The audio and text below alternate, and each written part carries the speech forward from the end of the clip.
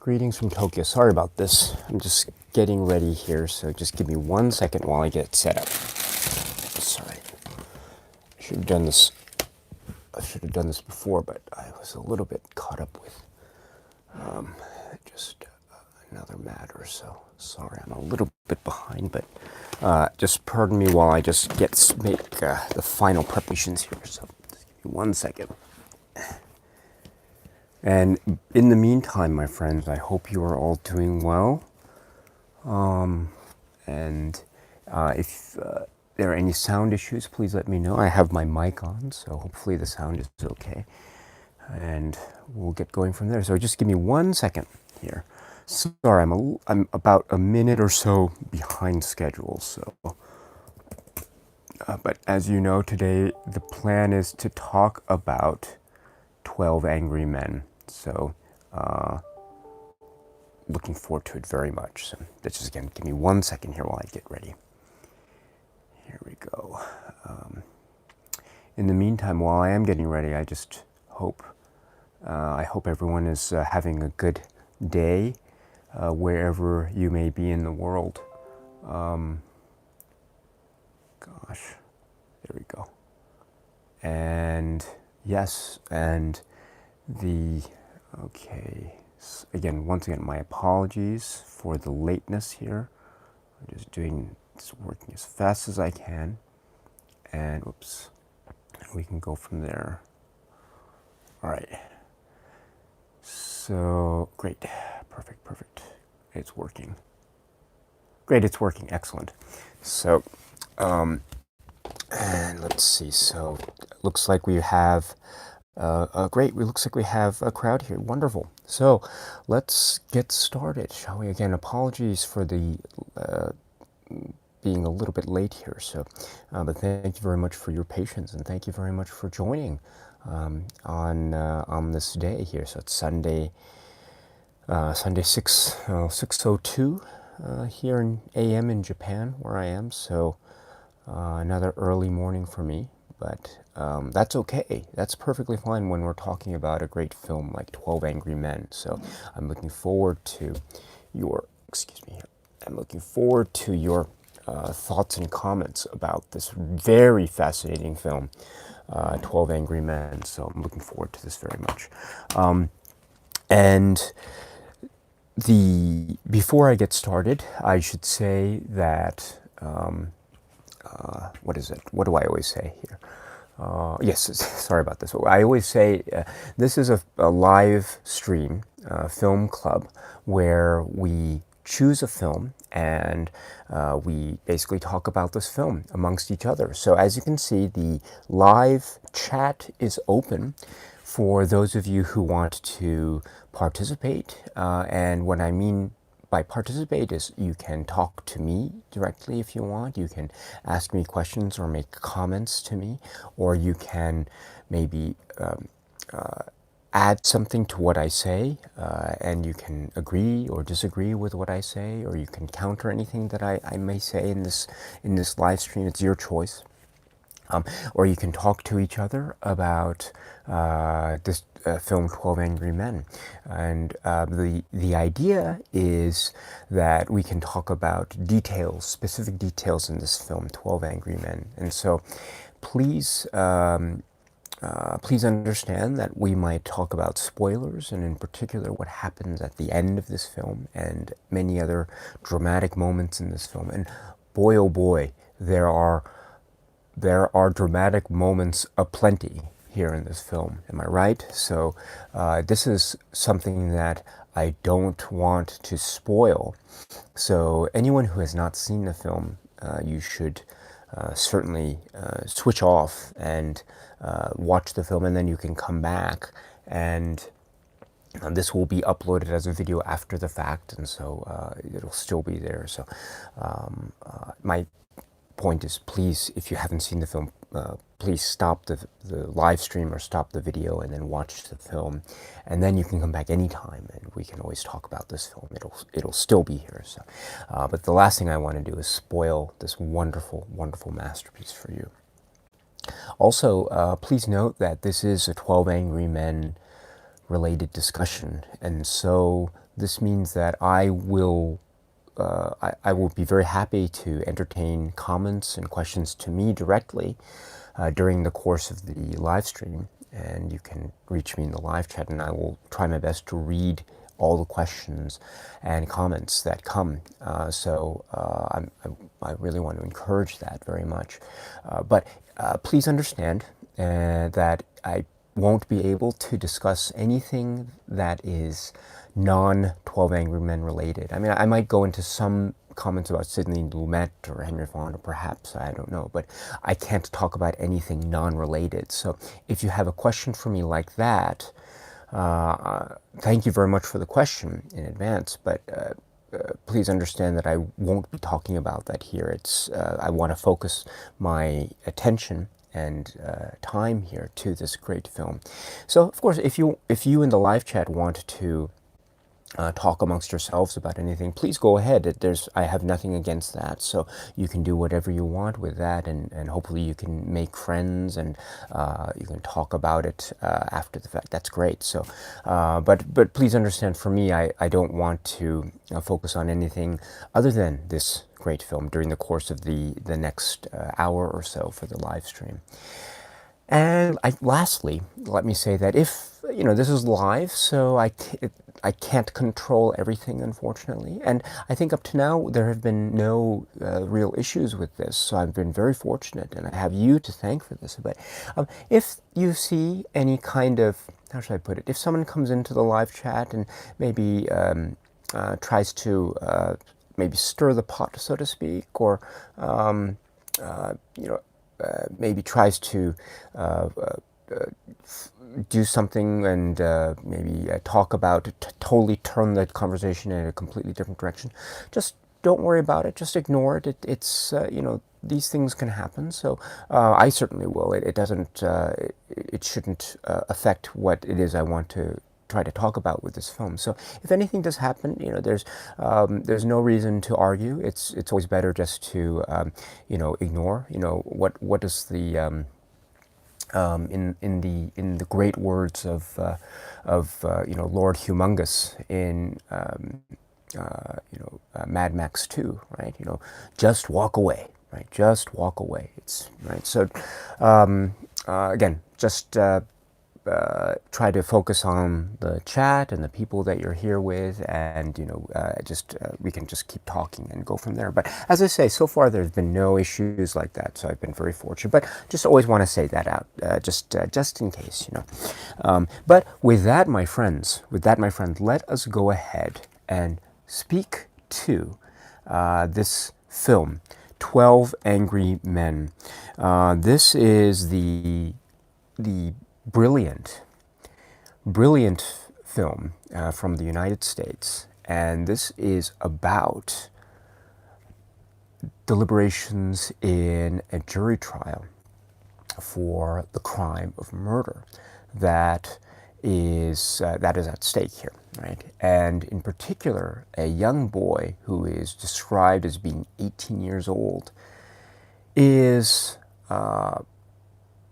accused of committing murder. And I believe the crime in particular, I believe it's first-degree murder here, and the state is New York in the United States. So this is very, very important, I think, because we're not talking about a federal court or anything like that. We are talking about a New York State court, because New York State has jurisdiction over the crime of murder that is defined, which I assume in 1957 was defined under the relevant statute in New York State at the time that was applicable at the time. But yes, so we are talking about a New York court jury, and this is a jury that is made up of 12 persons. Here they happen to be men, all men, and they are asked at the beginning of the film to deliberate and to come to some kind of resolution to this case with respect to the accused and what the person is accused of. Now, the trick here, or not the trick, but the particular hook of this plot, if you will, is that the crime of murder in the first degree here is such that if the 12 jurors all unanimously find the defendant guilty, then the court must enter such ruling and also must recommend the death sentence to this boy. And that is laid out quite clearly at the very outset in a little bit of a almost prologue, the pre-credit sequence, if you will, where we go from outside into the courthouse, and the camera wanders and it finds the courtroom, and then we go right into the judge, and the judges, we're in the middle of the judge's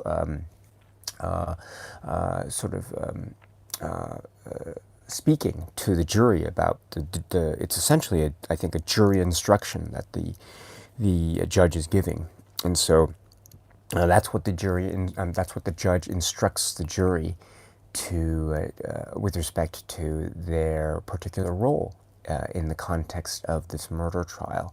So the notion, therefore, is that the jury will then go to a private room, a room that is devoted to the jury deliberating, and it's basically one room with an adjoining restroom. But there's one room and there's a table, and they all sit around the table and they talk about the case. And well, not only that, they basically all, or almost all, at the very outset, express their views that the person who is standing accused is guilty. All except one. And that one person is juror number 8. And juror number 8 is played by Henry Fonda. So juror number 8 is the so-called lone standout, if you will. When everyone raises his hand at the very outset to show what he feels, guilty or not guilty, 11 men raise their hand indicating guilty, and one man, juror number 8, raised his hand indicating not guilty. From there, the film progresses into this really complex and suspenseful and very deep conversation among these men about this particular trial and about the aspects of the case and the progress of the discussions. Now, along the way, of course, the discussions can get very heated. I think a lot is made, of course, with the atmosphere and the very oppressive heat, and the idea that everything is hot and there's a lot of pressure. And all these men also, for the most part, are expressed, or they are portrayed in a way where each has his or her, not her, what am I saying, his background and his maybe agenda, if you will, or where he comes from. We don't get direct portrayals, of course, but we get glimpses, we get indications, we get references, we get little clues perhaps into their respective backgrounds, and also who they are and where they might be coming from, and I think more crucially to the plot, how those aspects of their character and background might or might not be affecting their view of this particular case. So that, I believe, in a nutshell, is this film, 12 Angry Men. Now, we have an interesting way of presentation of plot, and we also have an interesting way of presentation of character. So before I go to the comments, let me just start with what I think is one of the most fascinating aspects of this film, is the way in which information is presented and the way in which this drama unfolds over the course of the film, because it's not a long film, right? It's approximately, 90 minutes, 96 minutes according to the back of the Criterion box. So it's not a long film at all, but it does have a lot of dense information, does it not? Because it has a lot of specifics with respect to the case against against the accused, with the particular pieces of evidence that were the prosecution's case against the defendant. And so, for instance, the old man who lived below who lived in the apartment below the young boys, and who said he heard the fight going on, and he heard something hitting the floor, right? So he was one kind of witness. And then there was the woman who lived across the street, who said that she saw the killing take place through the window, or through the passing L train, and also the evidence about the knife, and also the evidence about the boy's alibi. He said that he was at the movies, and all these other pieces of evidence. And so the way in which, so that means that basically it's very detailed, and there's a lot of detail and specificity when it comes, for instance, to these particular pieces of evidence that are discussed throughout the course of the film. Okay, but what's fascinating about it is that, right, we never see the actual trial take place. I mean, we see a snippet at the end, of course, with the judge's instructions to the jury, of course, but we never see the body of the trial. We never see the prosecution make its case. We never see the defense make its case, and the back and forth. And we never see any examination of witnesses. We never see any presentation of evidence. We never see any attempts by the defense itself to refute that evidence. All we have is the jury, and specifically Henry Fonda, but also to maybe and also a certain extent juror number 3, Lee J. Cobb's character, juror number 4, E.G. Marshall's character, and others, basically describe what it is they recall being discussed in the trial. And this is true from the very outset, from their very first substantive discussion, where after the vote is cast, or not the vote is cast, but after everyone makes their indication as to what they feel, and juror number 8 indicates not guilty, then they decide to go around the table one at a time and talk about the particular aspects of the case. And they do that all the way up to juror number 7, in fact.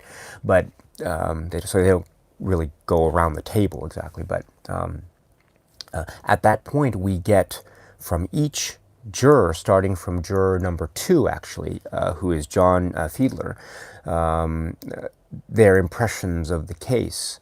And through that, we get the actual nuggets of information that we can then rely upon to know what the specifics of this particular case are. So from John Fiedler, we get,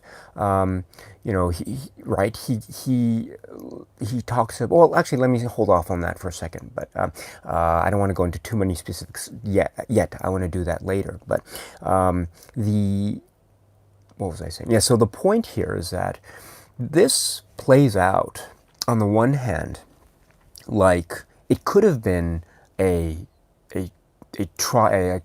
courtroom drama, right? It could have been a courtroom drama, and you had the prosecution and the defense talking about this case, and then went to the jury and all that. It could have still been a jury-focused drama, like it is, but it could have had maybe a 10-minute or 15-minute prologue where it actually focused on the trial, and then we go to the jury. So that might have helped give more context to the jury deliberations. It could have done that, right?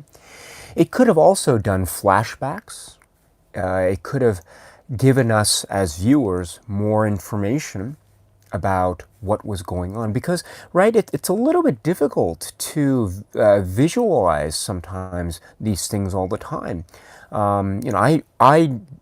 I used to live in New York just for a little bit, but I didn't live in New York during the 1950s, and I don't necessarily know specifically. For instance, when I first saw the film, I have to admit I didn't know at first what an L train was. I wasn't quite sure what does that mean, L train. So I had to figure it out later what that meant. And so that's an example of certain aspects that I might not necessarily have been able to identify immediately upon hearing on the first watch of this film, 12 Angry Men. And so my point with that is that it could have been an artistic choice for the creators of the film to say, okay, maybe to help people understand what's going on, we can make flashbacks to the actual, the argument between the father and son in the apartment, the old man living in the apartment below. Maybe we could have gone to the woman across the street who says she saw the killing. And all these things, we could have gone to those, and maybe we saw them on the witness stand and hearing them speak or something to that effect. And then we go back to the jury, and then we hear the jury talk about it. We could have done that. Narratively speaking, it could have been very interesting. And also, narratively speaking, the story also has the potential for being a kind of suspense thriller, right? Who killed this man? What actually happened? Did the boy, the son, really kill the father? So this has the makings and the trappings, if you will, potentially so at least, of being like a thriller or a courtroom drama thriller or something like that. And it could have done that. It really could have done that.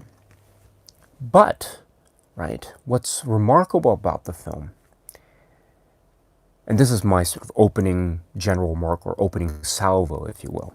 But what's remarkable about this film is it doesn't do that. It starts essentially with the jury at the end of the trial. The trial has just finished, in fact, and the jury are then asked, well, the two alternates are asked to leave, of course, but then the 12 are asked to go to the room and deliberate. And that is the start. That is where the credits roll, and that is where the action of the film begins. It's all focused on the jury.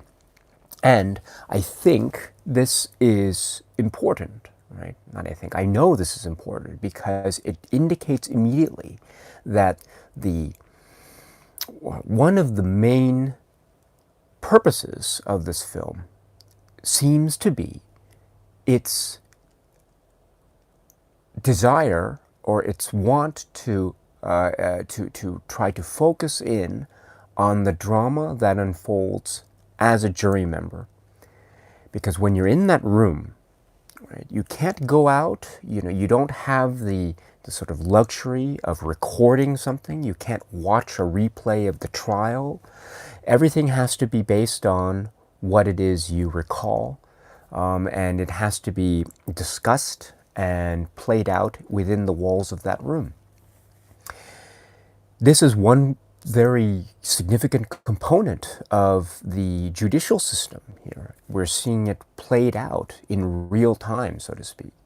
And so that is, I think, a very key thing to start with here, is that we are not focusing necessarily on, well, we are in a way, I suppose. I mean, the crime does get discussed a lot, of course, but I guess my point here is that the crime is discussed in the context of the jury and the jury deliberations, and that is all for the film. But when I say that is all, that is more than enough, because what we're getting here is not only a tense drama, but we are getting a really key component of the judicial system, and also, I think, more broadly speaking, a broader sort of commentary on how democracy and how democratic principles are being played out, on the level of so-called regular men.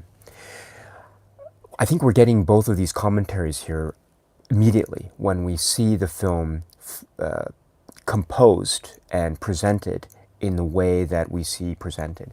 And I hope that I can make my thoughts clearer. I'm sorry if my thoughts so far are a bit vague and poorly expressed on my part. I have a tendency to do that, so I apologize. But hopefully I can make my point a little bit clearer as we go along when we talk specifically about the characters and about specific plot points, which I want to do in a moment. But before we do, let me just go to the comments section and see what you have to say. So let's see. So before we go, oh yes, Just Another God is, okay, hello, how are you? And Isaac, hello.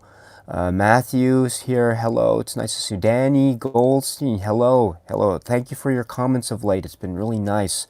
I haven't responded to your most recent ones, but I will try to do so Monday. I usually don't respond to comments on weekends because that's usually it's my days off of work anyway, but I usually try to sleep in a little bit, so I apologize for that. But I'll try to get to yours and other comments that have been made recently, maybe in the coming days. So please, I ask your patience, but thank you very much anyway. It's been really great to read. Nazarene Prod, our dear friend, hello. Gregory, hello. JR62, it's nice to see you. And Anita Bonghit 2.0, Wolfgratz. Michael Hewitt, hello. Okay, and here I go again. I just do that thing with it. And Michael M. here, Chase, hello. Terminator 101, good to see you, my dear friend. Terminator 101, great. It's great to talk to you. And Jared, hello. Cinema Dave Media, our dear friend, hello. Oscar W. Fitchett, hello from England. Hello, it's nice to see you. Greetings from Tokyo. And let's see, Kieran White, hello, Daisuke, new follower of the film club. Welcome. It's nice to see you, Kieran. Great. I hope you are well. Please feel free to leave comments anytime. And yes, and everyone here is very nice and friendly. So just really, really great. So welcome. And anyone else out there who is new, who may not necessarily have been, you don't have to leave comments here. So anyone who is new out there that I haven't spoken to yet, welcome. It's really nice to see you. Welcome and greetings from Tokyo. Let's see here now. Carl, hello. And Jared says, it's such an interesting film, very good premise, sort of makes one wonder what decision one would make when one is part of a jury and presented with evidence like in this film. Yes, it's, I mean, I will go into this in a second. I do think that there are many aspects that are unescapably, how should I put it, purely American, so to speak. In other words, we are getting a glimpse into an American jury, I'm sorry, an American court, an aspect of which is this jury, and in particular a New York court, so a New York trial. So I think a lot of it, and I want to try to touch on this, I think there is a lot to be said about not only how the film at least appears to be trying to capture a certain element of realism into how the filmmakers perceive the New York court system to be.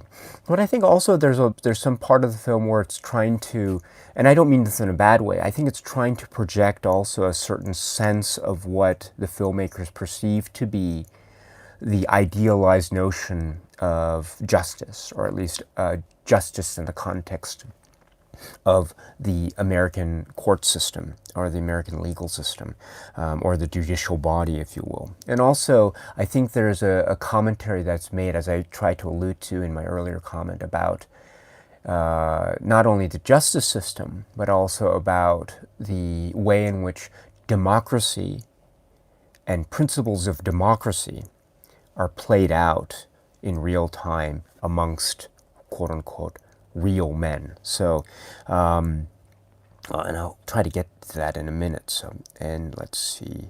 But yeah, but I agree with you wholeheartedly, Jared. Well done. And JR62, Henry Fonda was dressed in all white to suggest he was the protagonist. Yes. So, I think there was. That's an interesting point about the suggestion. Maybe it's a subliminal point. I'm not sure, but I think he leaves his jacket on longer than most. I think he does take it off. I think in around the middle of the film onwards, but I think most of them they do have not. He's not the only one that has a light colored suit. I think the other one that is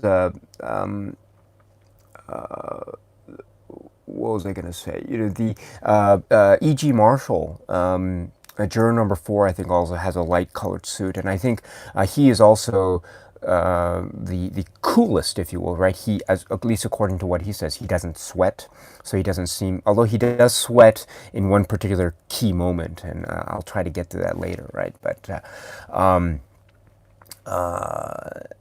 I think the color scheme or the color coordination that you mentioned, I think there's something to be said about that as well. But there is also something to be said about the fact that juror number 4, the E.G. Marshall character, also has a light colored suit and he doesn't take his jacket off, right?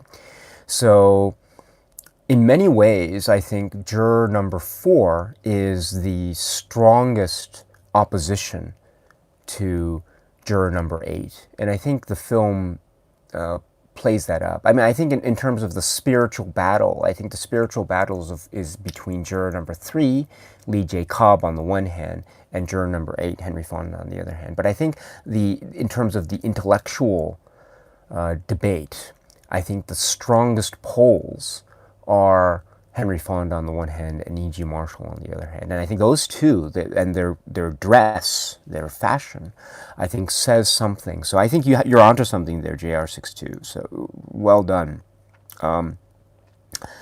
And let's see. Wolfgrat says, well, Jared, I would either have been Joseph Sweeney or E.G. Marshall. Yes, and very interesting. So,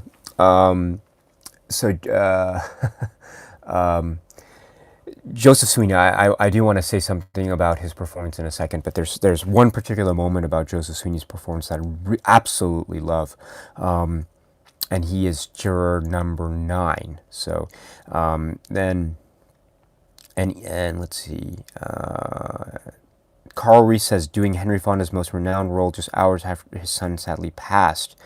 Yes. So I think you're referring to yes, Peter Fonda. Yes.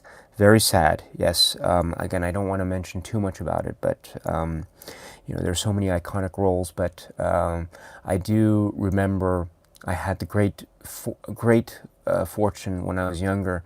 My mother took me to see Yuli's Gold in the movie theater, and what a lovely film that is! What an absolutely lovely film that is!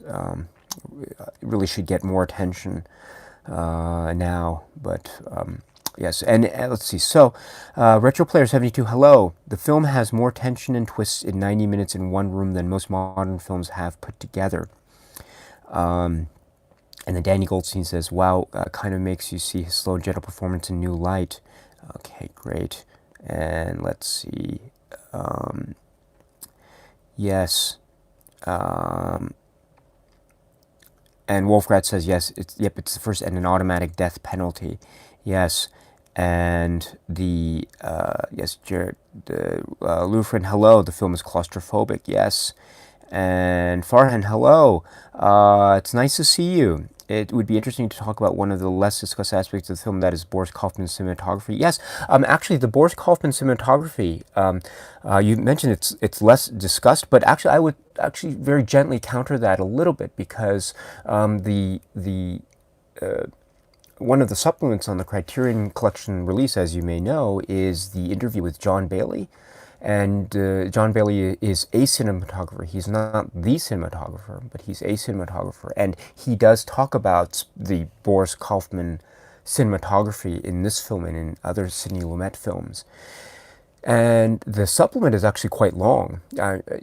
One would think that an interview like that might be, kind of an interview of appreciation, if you will. Not a direct player of the film, but someone who appreciates the film after the fact, like John Bailey does.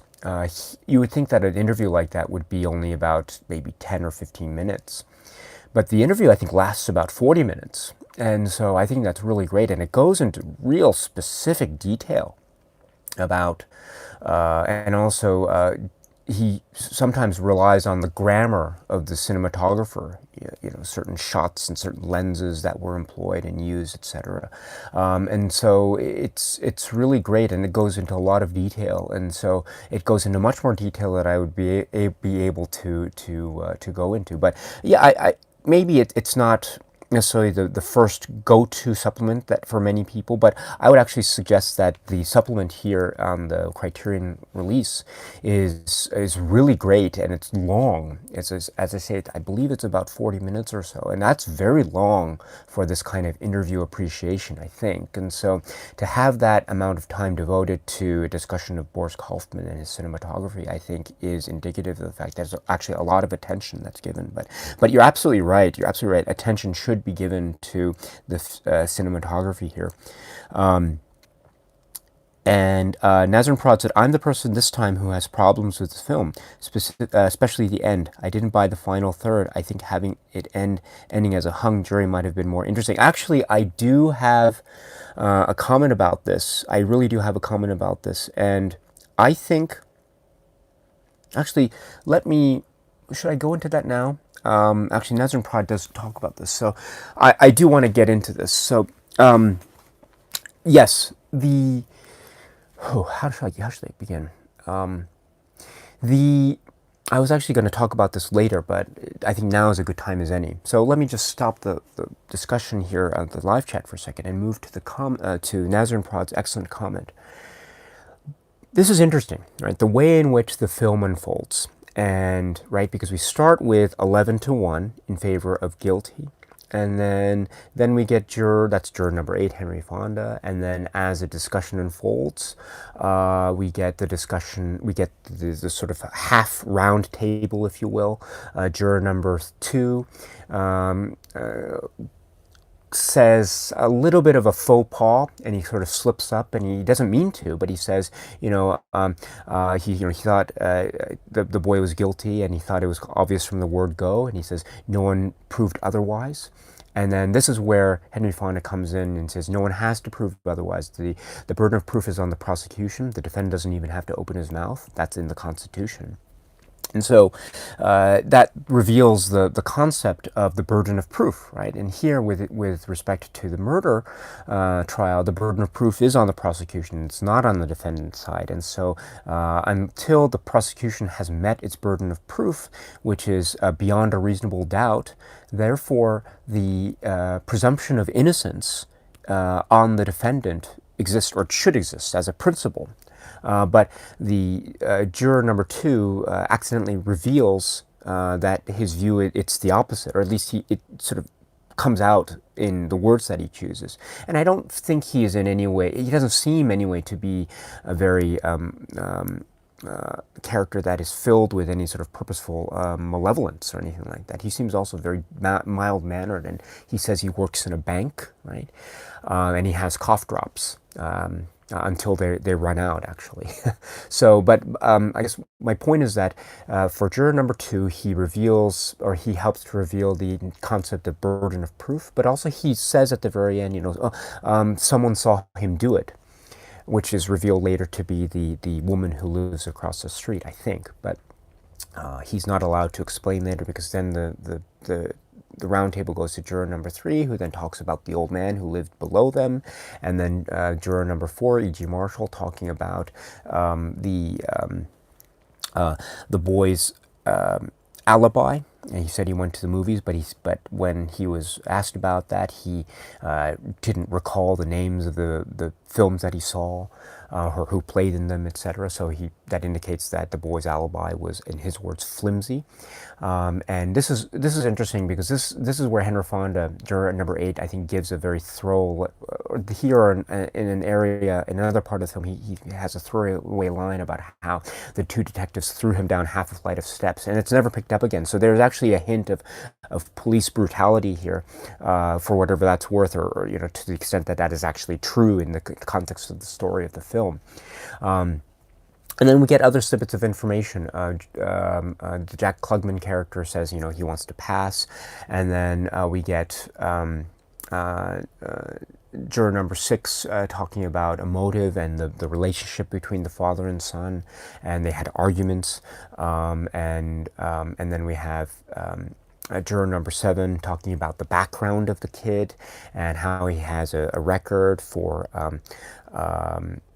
you know, he has a kind of a criminal record as well, so he doesn't come from a good place, so to speak. And then the goes to Henry Fonda and his appeal, basically, for saying, you know, nothing is that sure in this world, and so he wants to talk about it and talk it out.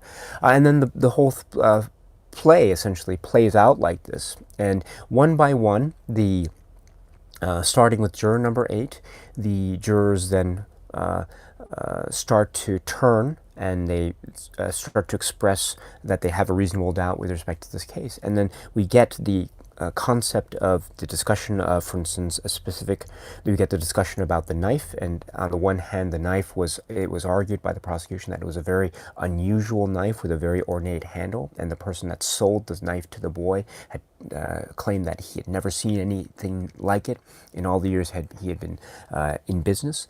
But then Henry Fonda counters that by saying that he walked around the street the night before and he found the knife exactly like that. It was in a pawn shop, and he said it cost $6, right? And then there's a discussion about the old man, and the fact that he claims he heard the ruckus in the room above him, so he heard that, and at the same time, the woman across the street says she saw the killing through the windows of a passing L train. And so the discussion is about how could the old man have heard this if the L train was passing at the same time, right? Because according to Henry Fonda, and also juror number 6, who said he was painting a room that was next to an L train, right? The noise was basically so loud you can barely hear yourself think. And so we have all these things play out, right? And then also a discussion of the woman, I'm sorry, not only about the L train noise, but also about a discussion of the old man who says he heard the noise, he went to the door, he opened the door, and he says he saw the boy run down the stairs. And so, but then that piece of evidence is discussed, and the question therefore is, could the old man really have gone to the door in the amount of time that the jurors think was needed in order to make sense in terms of seeing the boy at that particular point that the old man claims, which is right after the murder took place. And then there's a discussion of the woman across the street, and this seems to be the most sort of irrefutable piece of evidence, because even at the end, when all the other piece of evidence seems to have been refuted, or at least reasonably so to a certain degree within the context of the jury deliberations, that lone piece of evidence stands, and that is the one piece of evidence that juror number 3, yes, but primarily juror number 4 relies on not primarily, but solely, in order to maintain his belief that the defendant is guilty. But then there's a reasonable doubt created in the mind of juror number 4 because of the fact that when she was on the stand, it was noted by juror number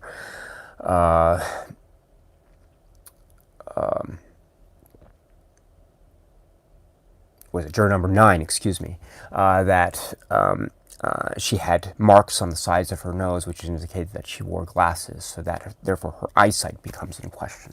So all these pieces of evidence are then discussed, and to a certain degree within the context of that room, they are refuted, right? So that's the whole progress of the film. And then we get pretty dramatic fireworks from a number of people. In particular, juror number 10 with his really vicious speech about this boy and where he comes from, and don't you know about him and his kind as well. And the way in which the camera pans back and the jurors slowly indicate their rejection of that.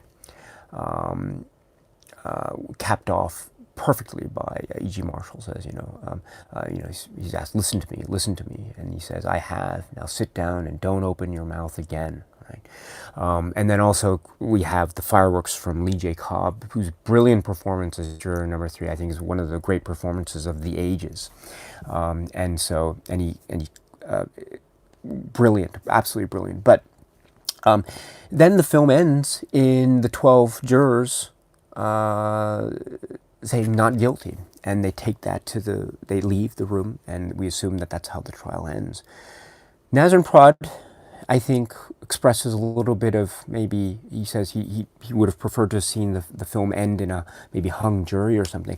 I would actually say also that I think it would have been very interesting to see the film go back and forth.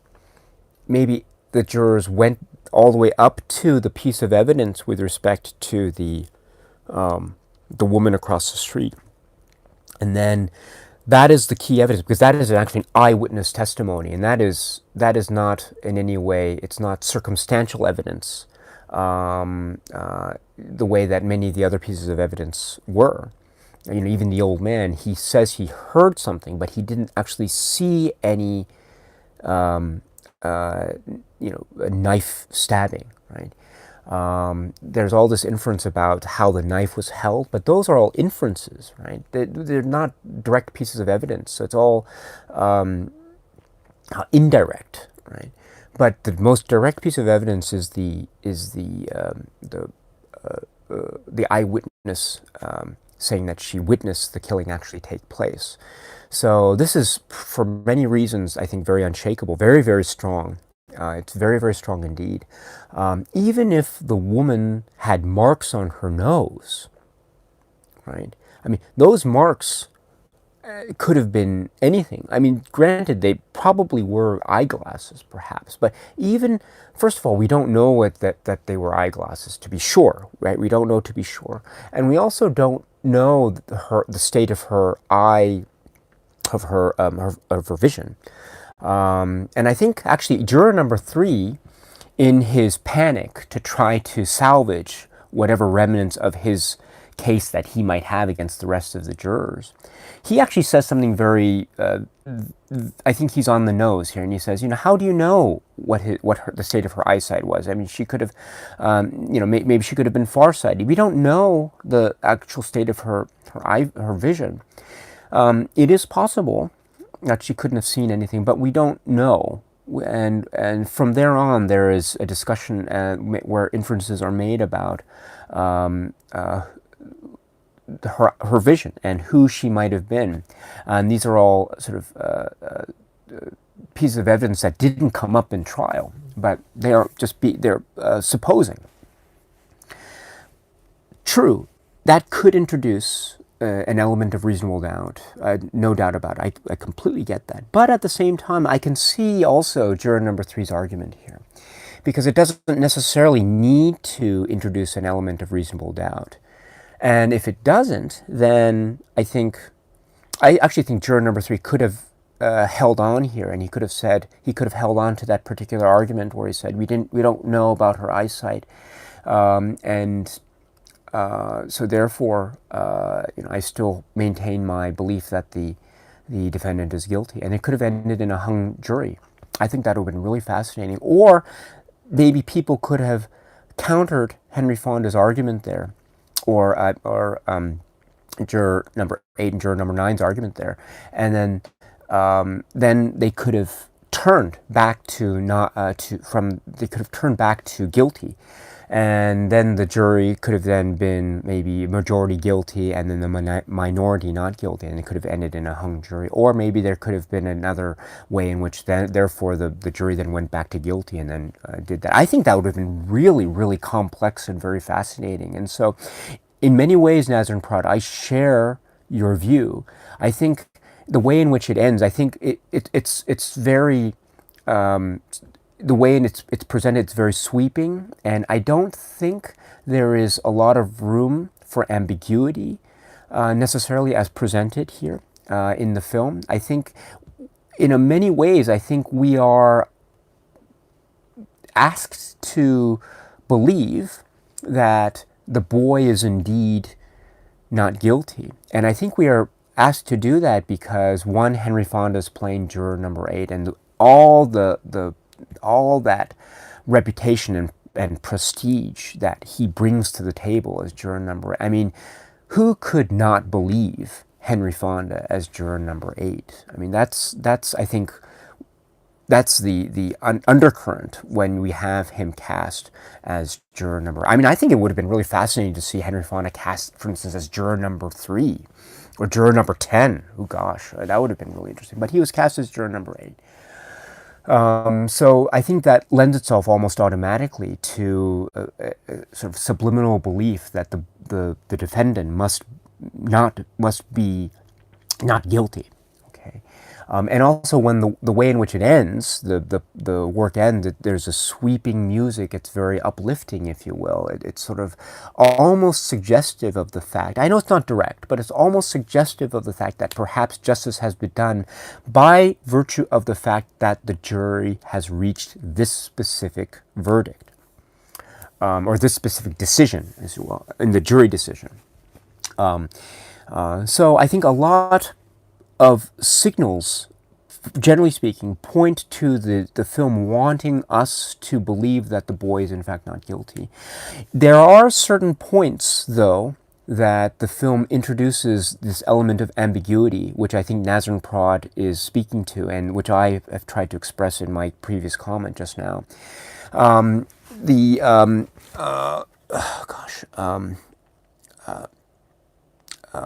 Juror number 6, right, the Edward Binns character, when they're having a break and they're in the restroom, and he is in the restroom alone with Henry Fonda, and he's washing his hands and washing his face, and he says, oh, he's guilty for sure, not a doubt in the world. It should have been done already, something like that. And then they have a discussion, the two of them, and Edward Binns has actually a very profound moment here, and he says, I'm not used to doing the supposing. My boss does most of the supposing, but all right, let me try it. Suppose you convince us all that the boy's not guilty, and he really did knife his father, or something like that. And that is an element of ambiguity that I think is lost from that point on. I mean, it's expressed in that moment between those two gentlemen so beautifully, because the ambiguity is there, and I think it should have been felt more at the end. Maybe it was and I didn't catch it, but I would respectfully suggest that the film doesn't capture that element at the very end of the film.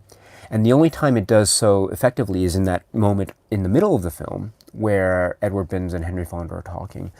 This is where I think the earlier teleplay that is also featured on the Criterion Collection with Robert Cummings, I think that teleplay is much more ambiguous when it comes to the way in which this particular element of the story is presented. And I don't want to say too much about it, so I urge you to watch the teleplay if you have the opportunity, maybe on the Criterion Collection release, or I think it might also be available online somewhere, I don't know. But I think the teleplay presents that particular aspect of this story, and the ambiguity, which I think might have served the story even more, with more richness, I think. Not to say I dislike the film, on the contrary, I really love this film, but I do think that kind of criticism that Nazrin Prod presents is something that is very valid and something that I think is worth mentioning. So I agree with you, Nazrin Prod, that I think it could have been even much more of an interesting case had the film ended with a hung jury. And I think, or at least at the very least, expressed a kind of ambiguity that I think the teleplay does with a little bit more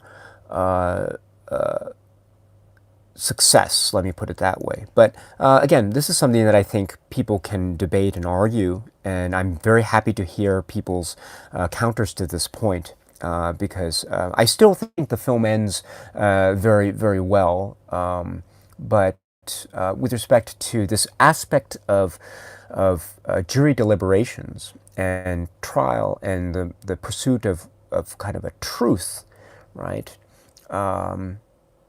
this idea of introducing the element of the unknown, I would argue, gets a little bit lost in the second half of the film and by the end. But I think perhaps my conversation might be tempered by the fact that even at the end, the whole point is not figuring out the truth of what actually happened, right? The whole point, to be absolutely specific, is whether or not the men in the room have a reasonable doubt as to the accused having, or as to the allegation of the accused having killed his father. If there is a reasonable doubt, then that's it. So I think that's the point. If we keep that in mind, then therefore the end of the film is an expression of the resolution of the men each having a reasonable doubt, or at least that's what they say. So, yeah. So, but anyway, Nazarene Prada, your comment is great. So thank you very much. Thank you very much for that. Gosh. Let's see. So just going through the comment section here. Let's see. There's a great discussion here. JR62 says a lot of racism or class warfare. I don't know. Are you referring to the film? There is the film isn't overt, I think, with respect to the way in which class is represented or class is portrayed, but there are clues with respect to which we have the backgrounds of these characters, at least to a certain extent. I mean, we have people who seem to be, there are some people who seem to be maybe working class or lower middle class, I would say. So for instance, maybe juror number 6, Edward Binns, and he says he has a boss and he paints, and so he seems to be someone who is a laborer, or he is maybe he is in that class. And also juror number 1, Martin Balsam's character. I don't know that he says he's an assistant coach at a school in a high school in Queens, right? When he has that quick aside with Henry Fonda by the window when the rain is falling, and he says, there's that one kid that they had. He was like a real ox. He's a real ox, but then it started to rain, and oh well, he said, and that's basically the end of that conversation. So, but you can kind of tell, I don't know, maybe in the way the certain choices that Martin Balsam has. He has like a I think he wears like a polo shirt, not something like not dissimilar to what I might be wearing here. It's lighter in color, but he's wearing a polo shirt, but he's wearing a necktie with his polo shirt, and so that's an interesting choice as well. So that might be suggestive of something. I'm not sure. And he works in a high school, so maybe he is not upper class or anything like that. Henry Fonda reveals that he is an architect, so we can assume that there is maybe he is in a different wage level than the Edward Binns juror, or maybe the Martin Balsam character. Also, we have the ad exec, Robert Webber, juror number 12. And so he always brings in all these little stories about, let's see, what the cat licks it up or something like that, and what was it, rice puffs or something. But we can assume that there is a certain wage, perhaps, maybe generally speaking, that is attached to that particular profession. And also, E.G. Marshall's character what does he says? He's a broker, and that's why he's reading the newspaper, and he's looking for the stock market, I think. And so we can assume also that there is a certain level of wage that is associated with someone in that profession. And so, and this is true for other people as well. I don't think we get all of the details of what they do. For instance, I don't think we get any information about Jack Warden's character. Let's see. juror number 11 says he's a watchmaker, I think, but we don't know if that's part of his profession or not. But there's, I think, implications of a certain kind of class structure. But as you know, the U.S., or at least on the surface, shall we say, I think my understanding is that in the United States, this idea of class is not as, let's say, heavily pronounced as it might be in other countries. That's not to say that it's insignificant. I think, on the contrary, it plays out very significantly. But while it does have a certain level of significance, shall we say, at the same time, in the context of this jury room, I would say that everyone is more or less equal, right? To the extent that he has a for lack of a better word here, a vote, if you will, as to the guilt or not guilt of this particular boy. So there's no discussion of class, there's no discussion of that, but there are little things that come out when tensions rise, like when Jack Warden sort of demeans Jack Klugman's character, juror number 5, right? Because juror number 5 likes, Baltimore, and that becomes kind of a way of demeaning one character, demeaning the other character, and I think he also makes a comment about. There's a little bit of an argument that's had, maybe heated discussion, and Edward Binns, juror number 6, why do you have to make these comments like this? And then I think juror number says, hey, for your $2 an hour or something, you have to listen to everything, or something like that. So there is a little bit of and I think it's kind of a wisecrack thing, because Jack Warden's character is a bit of a wisecrack. He talks in sports terms a lot, and so that's just the way he talks. And I think there isn't a lot. I don't think that juror number 6 in that particular exchange expresses any kind of offense, at least outwardly so. Those are just some examples, I think, of how this might be played out outside of the context of the jury discussions, But when it comes down to the jury discussions themselves, there's none of that discussion there, at least in the relationship among the jurors. And so I guess my point is that class isn't irrelevant, but at the same time, the focus of the film is the jury process itself. And when the film focuses on that, and the men are engaged in their discussion, therefore there is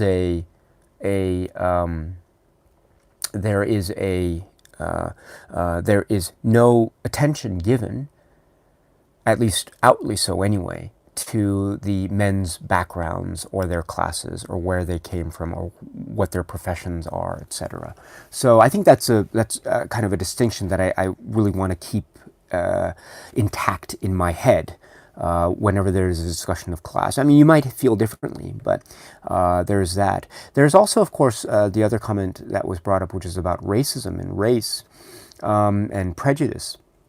And this is made, of course, very overtly by the juror number 10 character, the Ed Begley character, juror number 10, and he sort of starts out this in a minute, and there's tension that is added, not only by the presence of his character and that speech he gives towards the end of the film, and everything that leads up to that speech, of course, but also the presence of juror number 11, and also juror number 5, right? So juror number 5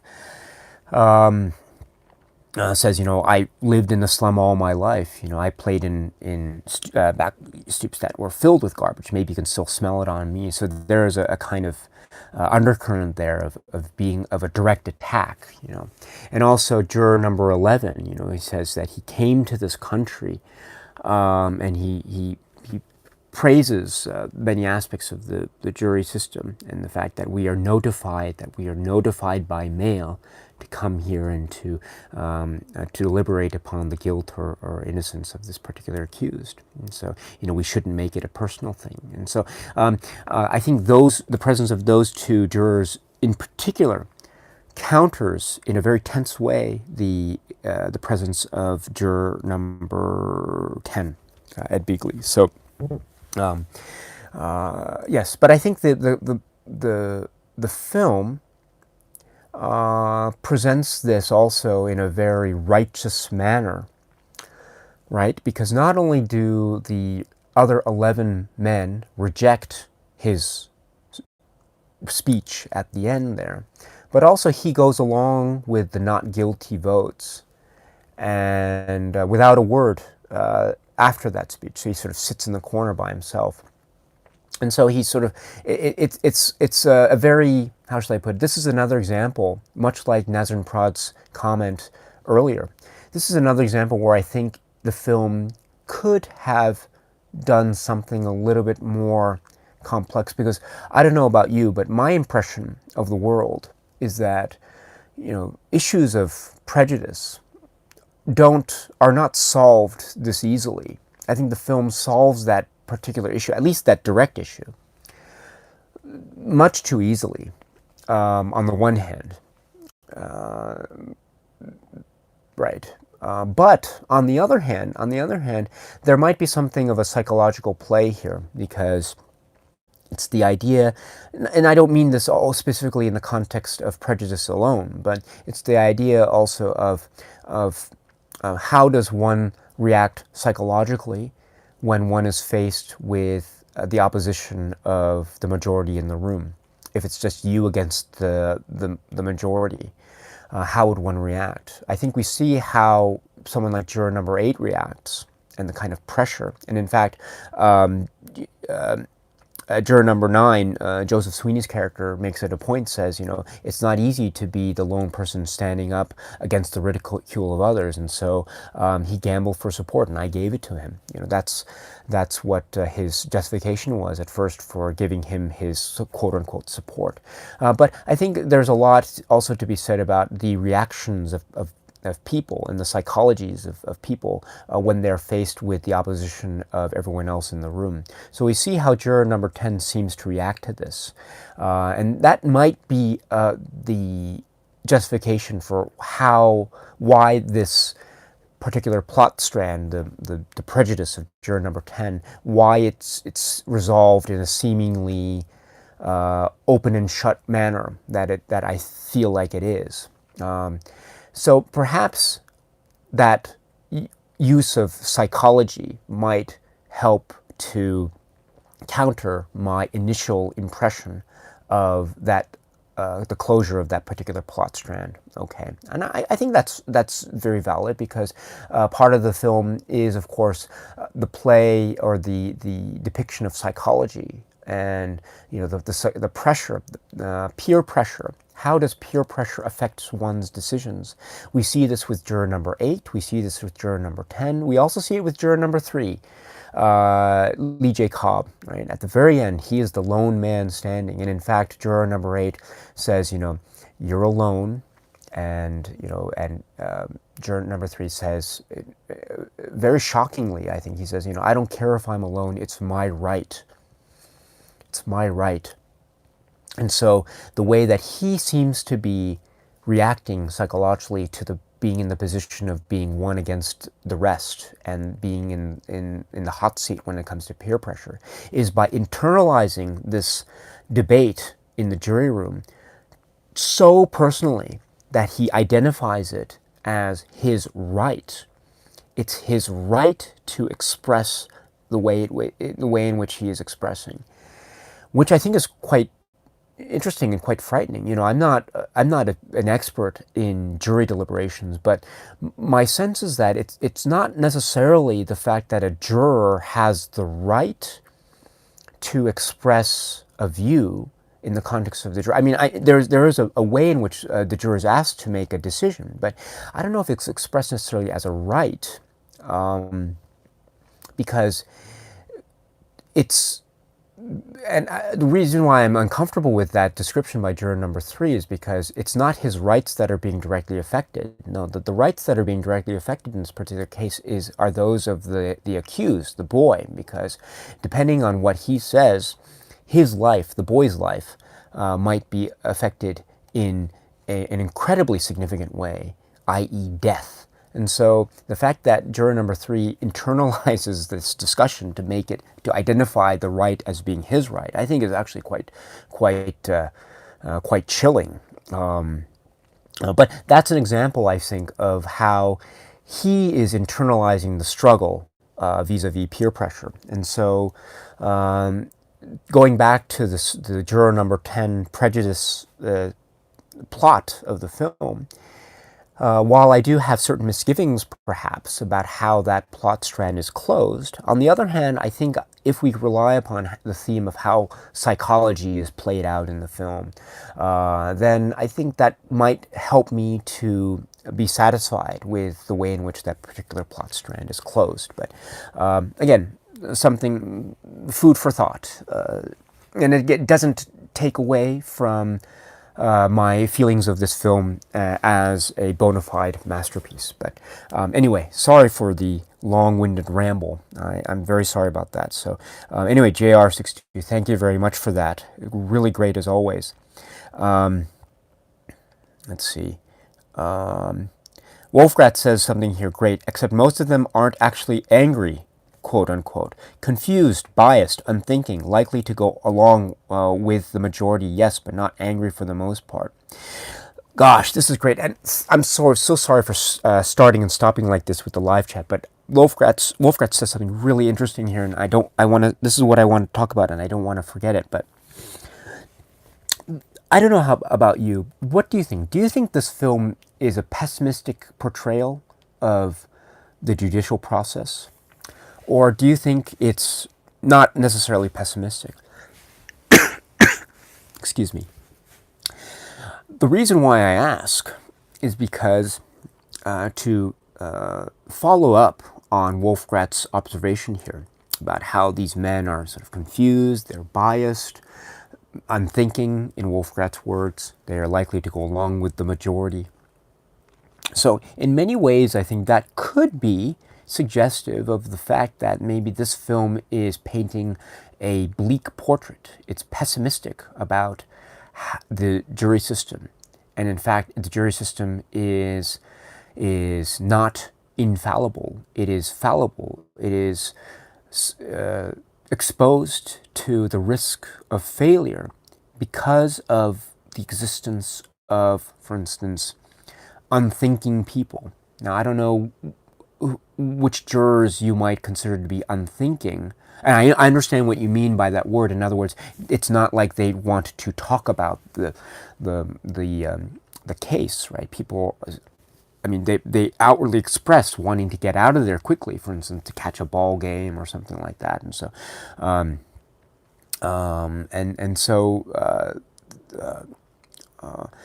so that might be an indication of the film making a presentation about the so-called flaws in this jury system. But I don't know. I wouldn't necessarily go so far to think that the film is 100% pessimistic. I think it's presenting a system that is acknowledged as being imperfect. It's not perfect. And I think those imperfections are built into the system itself, right? Take two examples. The first example being that there were two alternate jurors that were dismissed at the start of the film.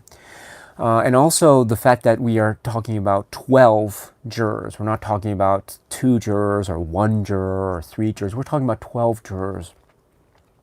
So the idea is that I think the imperfections are built in. And so even amongst those imperfections, there is the hope anyway that justice will be, justice will occur, whatever that might mean. Okay, and so I therefore think that perhaps the flaws that might be seen as being depicted in the film, I would argue, could also be seen as being inherent in the system itself. So it's not like, it's not necessarily that the system is being targeted as being, oh, it doesn't work, or it's too pessimistic, it doesn't work, or something like that. Also, I think that the key here is discussion. And in fact, that was the core of juror number 8's initial appeal at the start of the film. He doesn't say that he thinks that the boy is innocent. In the words of Lee J. Cobb, do you really think he's innocent? Henry Fonda says, I don't know. And also he says, I just want to talk. The ball game doesn't start until 6 o'clock or something like that. Or no, 8 o'clock, excuse me. And so he just wants to talk, right? So that's the core, the crux of his initial appeal. Well, I would suggest that for anyone who thinks that the film is maybe a pessimistic portrayal, I would suggest that the fact that we see these men discussing this point, I think is very optimistic. Or maybe optimistic is probably too strong in the opposite direction. Let me step back. Let me say that I think that it's very much indicative, a very healthy indication, let me put it that way, of not only the jury process played out, but also the democratic process being played out. If you talk about a body of persons coming together and having to debate something to reach some kind of conclusion about a particular something, whether it be a jury or whether it be a legislative body or something like that, and we're talking about votes and people voting, and here we're talking about majorities and pluralities, and also we're talking about unanimity being the key. The discussions that are played out, despite them being petty at times, despite them being heated, despite many of them, some of them being so heated that they tend to be irrational because they tended to be over emotional. I mean, I get that. But still, there are discussions being had. And so, and there's nothing that says that democracy is easy, right? If anything, I think democracy is perhaps, it can be said to be one of the most difficult modes of government, because democracy doesn't necessarily mean agreement all the time. And also democracy doesn't necessarily mean follow the will of the majority all the time. It's actually, I think, a very complicated thing, much more complicated than I would ever be able to fully comprehend. But not only there's this notion of following the majority by virtue of, or as exemplified in, let's say, votes in a legislature, and also checks and balances and bicameral legislature and all that. But not only that, there's this idea, okay, we have to follow the majority, but there's this idea in certain pockets of democratic thought, right, of also protecting the minority view. And therefore, even in, let's say, in U.S. politics, there are these mechanisms in procedure.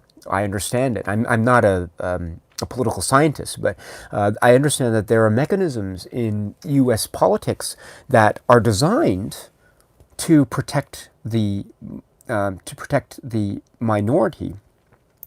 There are certain, for instance, I think the U.S. Senate has this idea of like a filibuster. There's a filibuster rule, and so that is, I understand it to be.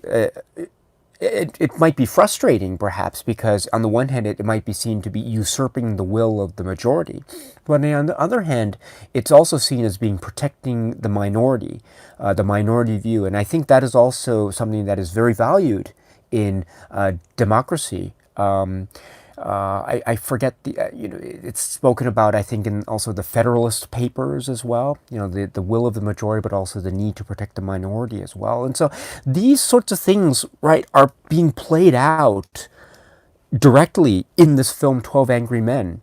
The will of the majority on the one hand, but also the protection of the minority on the other hand. And and I should be very clear when I'm talking about majority and minority, I'm not talking about it in terms of let's say class or race or anything. I'm talking purely in terms of numbers, quantitatively, majority and the minority, right? 11 to 1, 12 to 0, that sort of thing. And so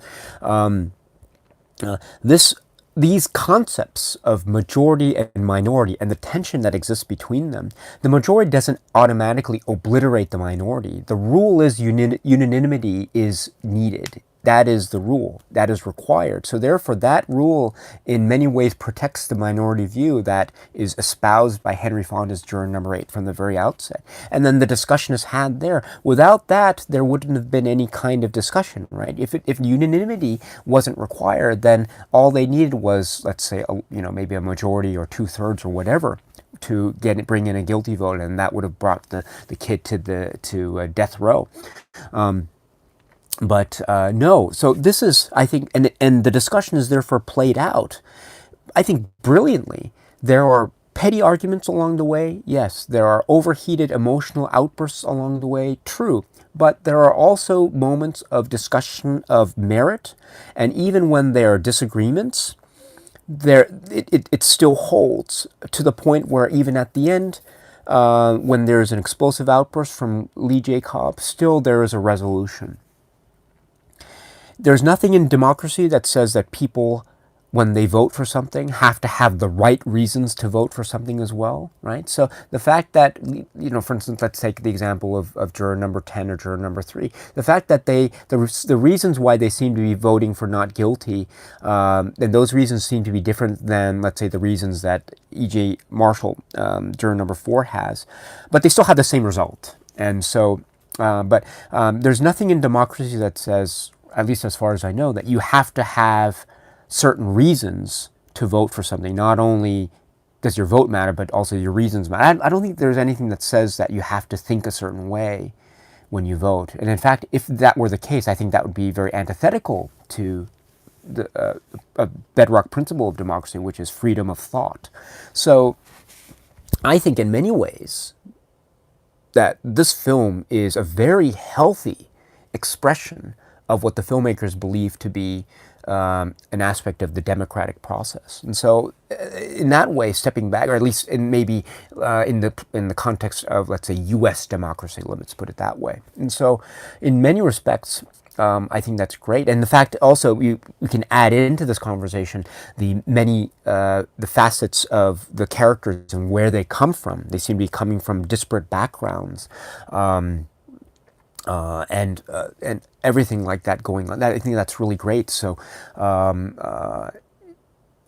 yeah. So that's my impression of that particular aspect of the film. So Wolfgratz, thank you very much for your comment. Again, I apologize for just going off like this. I'll go to the chat now. So.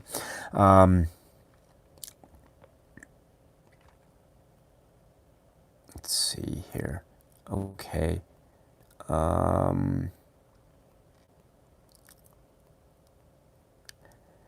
Andrew Childs, hello. You say, have you seen William Friedkin's remake of 12 Angry Men? Yes, I have.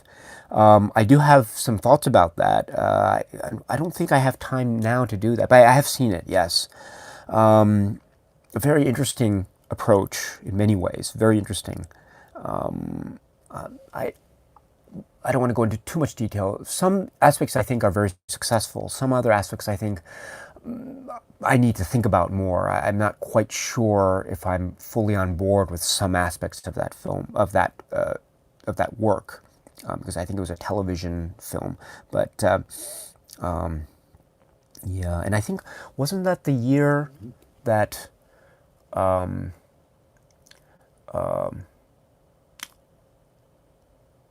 gosh, right, there was that whole thing with the Golden Globes, and right, and anyway, sorry about that. Yes, because I'll talk about that later if I have a chance. But let's see. So, oh gosh, here, Pavel, hello, nice to see you. I hope you're doing well. Bruna Dantas. Hello, how are you doing? I hope you're doing well. So I'm just going over the comments here, just very respectfully, just skipping over some. I see there's a great conversation about the performances here, especially Lee J. Cobb. Young Sun Kim, hello. It's nice to see you, my friend. I hope you're doing well. Oh yes, Danny Goldstein says, love how Lumet was able to fit 4 or 5 jurors, and in one case all the jurors in a single shot. Was interesting on repeat viewings, focusing on different actors during the scenes. Yes, this is, I think, a lot to do with Boris Kaufman's choices. I think Farhan made a point saying that, you know, Boris Kaufman deserves recognition. Of course, yes, the look of this film and the cinematography is just elegant and superb. There is no one wrong move in this film at all. The way in which certain shots are held, just when you watch the film again, as an example, the opening credit sequence, that's just one long take, and when the credits end, it still goes on. And then there's no cut until what is it?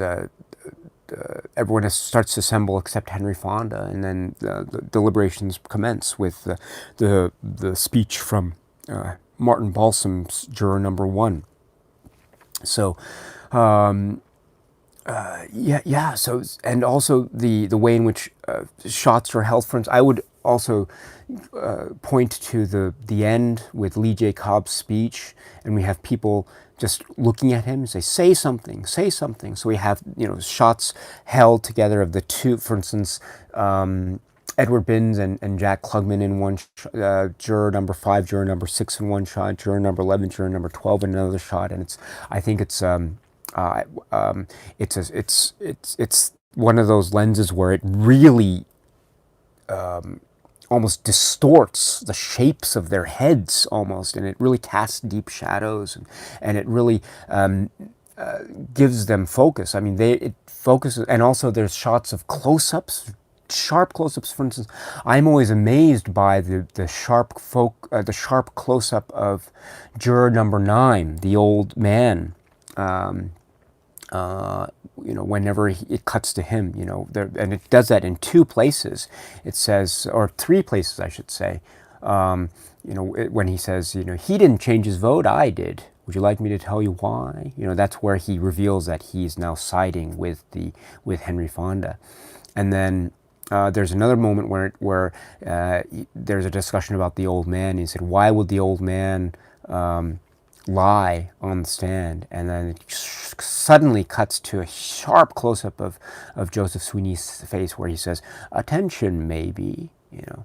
And then there's another close-up at the very end. It's slightly different, I would say, in terms of the way in which he's presented. I'm not sure, I'm not a cinematographer, but my eye seems to tell me that the lens is slightly different. But when he gets excited about talking about the woman, the witness who says she saw the killing, and he says, you know, the woman who says she saw the killing had those same marks on the sides of her nose, right? So, but my point is that there are some, that's a real sharp focus, and the camera work is then contrasted with these grand shots of all of them together in one shot. Or I love the shot at the very beginning when they're still in the courtroom, and the camera just sweeps by them very slowly. Yeah, oh gosh. And of course, I think the most celebrated shot is the one, juror number 10's speech about them and what they are, and everyone, one at a time, is seen to be rejecting that premise.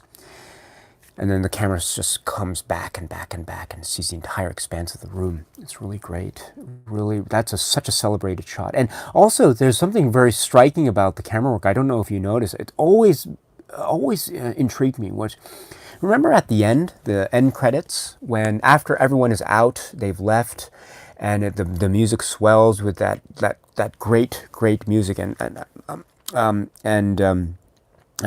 Kenyon Hopkins, I want to say. Kenyon Hopkins is credited as being the for the music, which is great, which has that drum.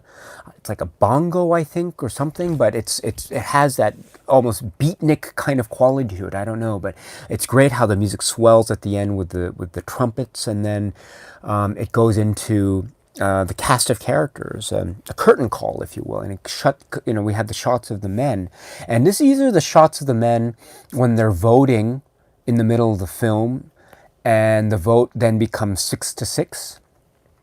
And this is the point where I think juror number 6 changes his vote, and juror number 2 changes his vote. So this is the point where the jury is now 6-6, and it's basically a repeat of close-ups of each of the men and their names, their actors' names underneath their faces, and that's nothing too revolutionary, right? But then remember, then at the very end of the film, the film then cuts to like an overhead shot of the entire table, and it says the end, from United Artists or something. But I always thought that was such an amazing, almost confusing way to end the film, because we'd never seen that shot before. We'd never seen a shot in the film of a complete, perfect overhead the way that we did at the very end there. And so I thought that was great, and that was probably an attempt to include all of the jurors in one single shot as a way of capping off the film, and then we fade to black, and that's the end. Probably as a nice poetic gesture to end the film the way that is. But I thought that was a remarkable shot. I don't know. I can't think of how that would have played out. I think it's so striking in how different it is.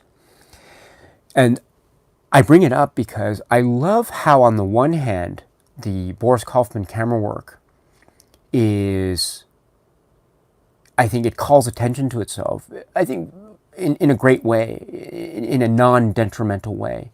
It's sweeping, there are long takes, there are sharp close-ups, and all that. But there is nothing that is so radically shot like that overhead shot, which I think is really shocking, that ever takes you so out of the picture. You know what I mean? I think including the overhead shot into the body of the film would have been too jarring, to be perfectly honest. So I applaud the fact that that's not included. And this is my way, therefore, of saying that the camera work that is employed in the final product of the body of the film is at once so... it's the work of a true genius artisan, craftsman, a technician who has a command over his craft, which is the cinematography camera work, and it has virtuoso and it has flourish, but at the same time it never takes one out of the drama.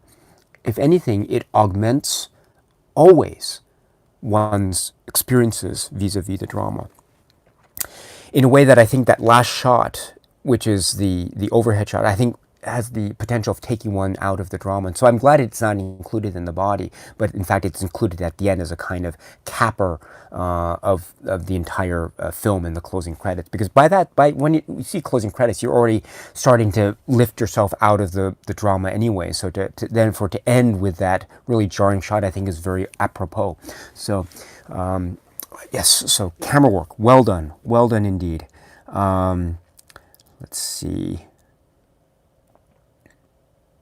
Okay, there's a discussion here of Lee J. Cobb again. Great.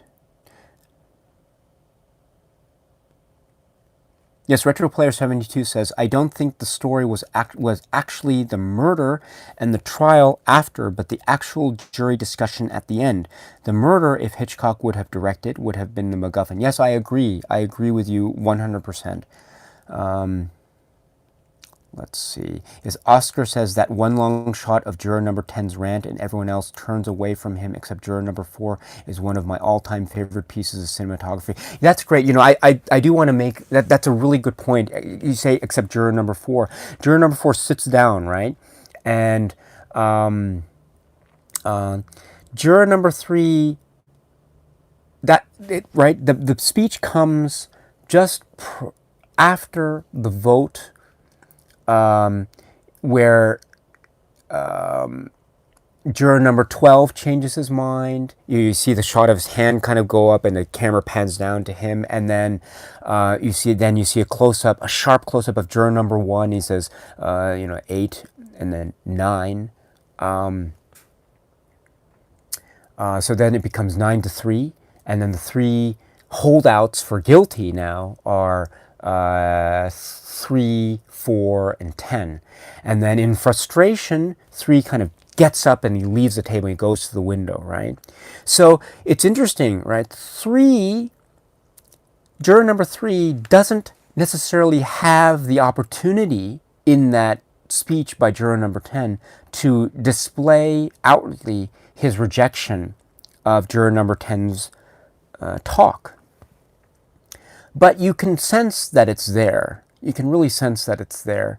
And I think you can by the integrity that Lee Jacob gives to his performance. I mean, he is an antagonistic force, don't get me wrong. At least I think that's what he is meant to be, or that's what the filmmakers intended. But there is a certain level of integrity there as well. And I think I can sense his integrity, and I can sense his rejection, even though, technically speaking, he left the table first before juror number 10 made his speech.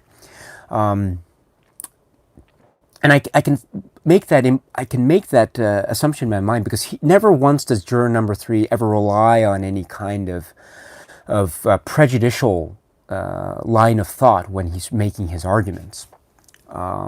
So there's that. And then juror number 4, you say he sits down and he doesn't reject it, but he does reject it in I think the most critical way, in the most direct rejection possible, which is sit down and don't open your mouth again. So, and that's, oh gosh, in many ways, juror number 4, gosh, that is a character. That is such a character. What a strong character that is. So, but yes, Oscar, thank you very much. And I should note, Oscar, I love your avatar picture, by the way. Yes, very, very, very great. Before I forget, if I don't want to forget saying this, but I also love little things about the film as well.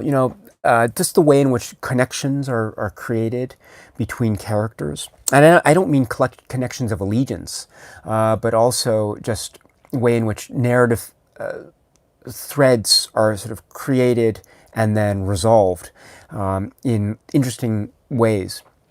What do I mean by this? So on the one hand, of course, we do have certain allegiances that are forged, at least from the outset. I think 3 and 4 have a certain allegiance. 6 has an allegiance with 9, the old man, because juror number 6 seems to have this respect for elders. Whenever people are attacking the old man, he says, the man wants to talk, and he gives him his attention. He actually, he says to juror number 3, you shouldn't talk to him like that. People should have more respect, And if next time you say something disrespectful of him like that, I'm going to lay you out, So, and this is where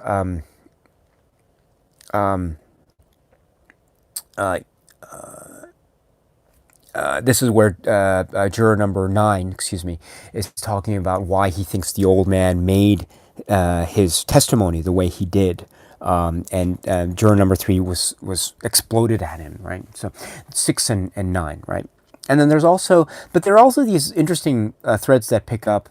For instance, juror number 10 kind of makes fun of juror number 2, the soft-spoken person who works at the bank. And he says, and he smokes the pipe and stuff, and he has the cough drops, right?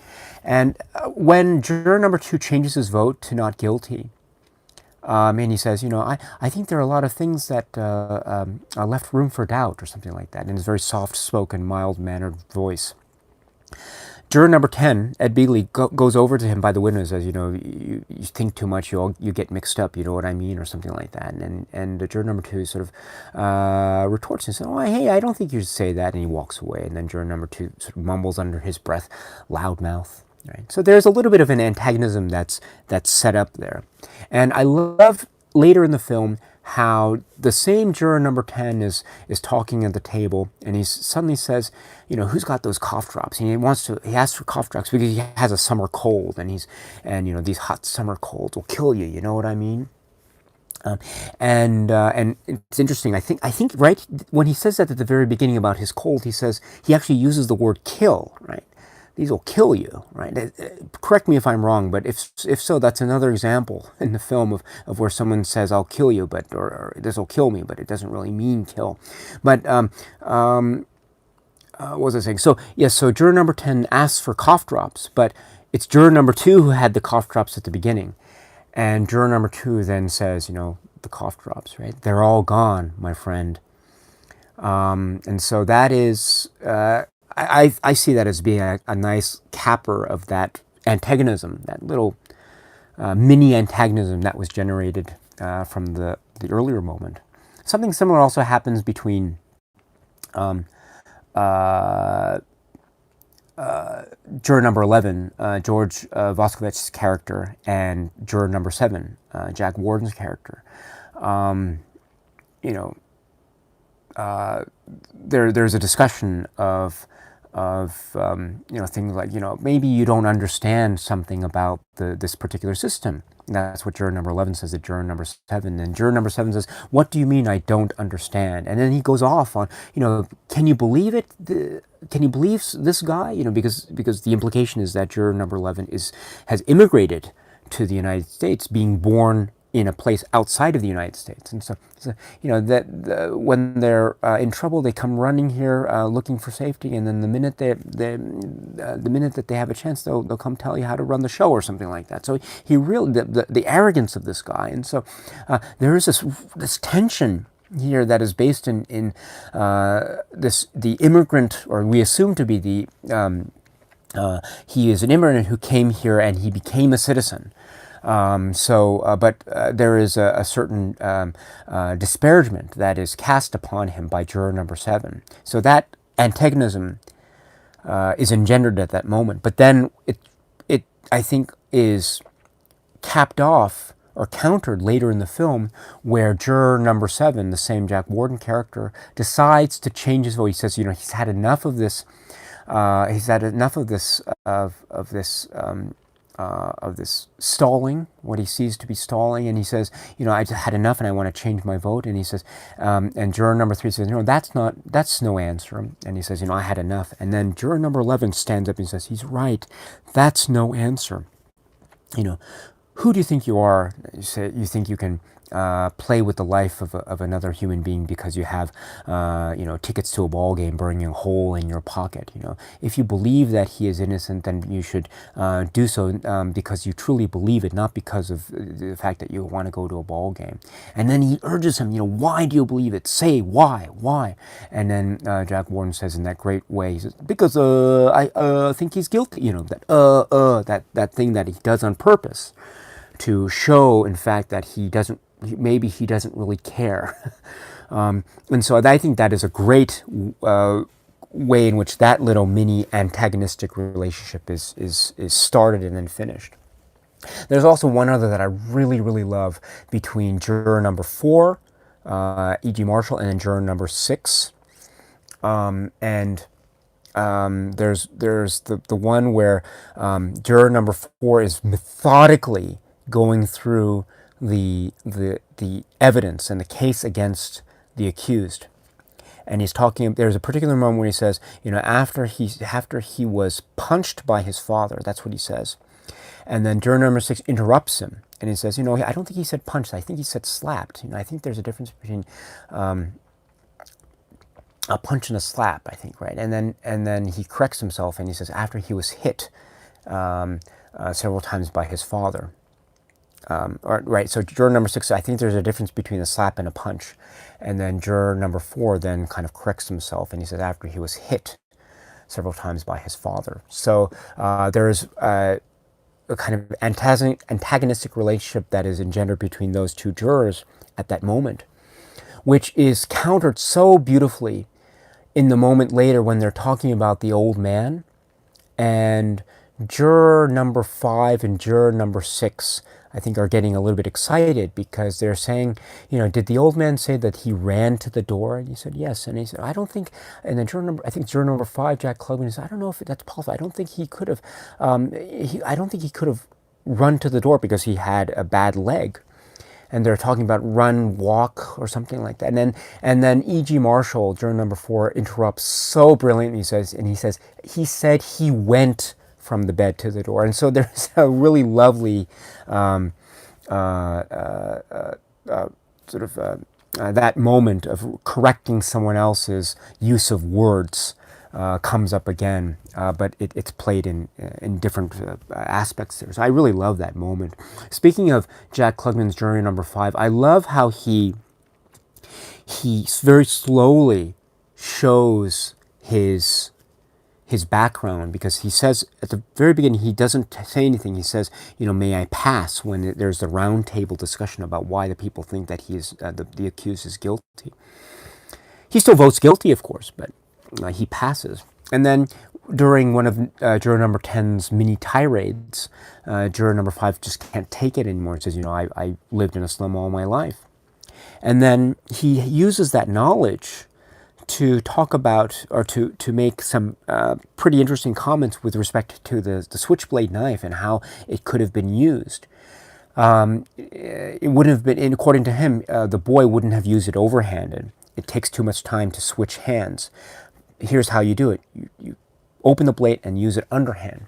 And no one else has that knowledge except him. And so I really think that's a very interesting way in which the plot is developed. And I love how the characters, each character has his moment to shine in that way. Juror number 5 in this way. Juror number 11 in the way that he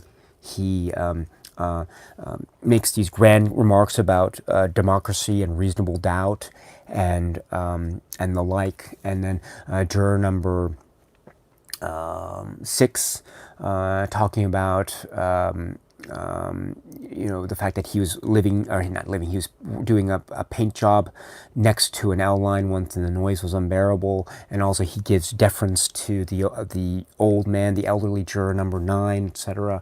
And I like that kind of interplay. And I think probably the people who get the least amount of that kind of attention, in my view, probably are juror number 1 and juror number 12. So juror number 12 is the ad exec, so that's Robert Weber. Juror number 1 is the assistant coach at the high school in Queens. It's Martin Balsam. But I think that's on purpose in a way. Juror number 12 seems to be starting to get a reasonable doubt around the time that they're discussing the knife. And juror number 1, we don't necessarily see where his reasonable doubt starts to occur, but he does vote after the 6-6 vote. So even at the 6-6 vote, he still thinks he's guilty. But then at the 9-3 vote, he and juror number 12 vote in favor of, and also the other swing vote, if you will, of juror number 7, who had a difficult time expressing why. He votes. The three of them change their votes to 9-3, and that's very interesting too. Juror number 11 makes it a point to ask why juror number 7 changed his vote, but he doesn't ask the same thing regarding juror number 11 and juror number 12 and juror number 1. So I always found that very interesting. And before I forget, let me just say that that's an indication of why I think this. And I said before, on the one hand, that this film seems to be painting a picture of that maybe we want to side with Henry Fonda and his, for lack of a better phrase, his cause. Or we want to believe that Henry Fonda is right because it's Henry Fonda. And he's given all these speeches which seem on first viewing and on multiple viewings to be very much forthright and upholding a kind of good faith view of the jury deliberating process. And I think the same can be said also for juror number 11 when he confronts juror number 7 the way he does. Who says you have the right to play with a man's life?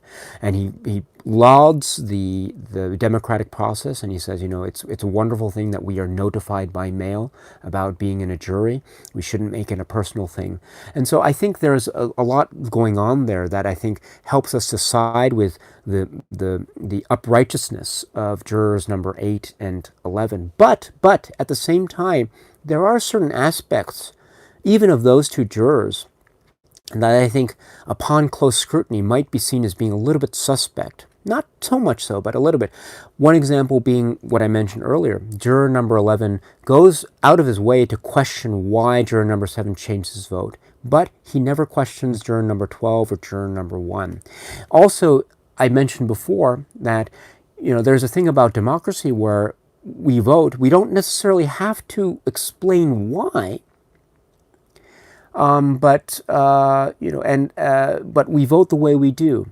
And I know this is a jury process, and I think there's something slightly different about it. There's something that the moment calls for some reasoning, and the reason for debate. And I understand the why he was confronting juror number 7 the way he did. But remember also that when they made their secret ballot at the very beginning, when juror number 8, Henry Fonda, makes the proposition saying, if all of you vote in secret, all 11 of you vote in secret guilty, then I won't resist. I will agree with the body, and we will go into the court. And the secret ballot is cast, and all but the old man, the elderly person, casts vote for guilty.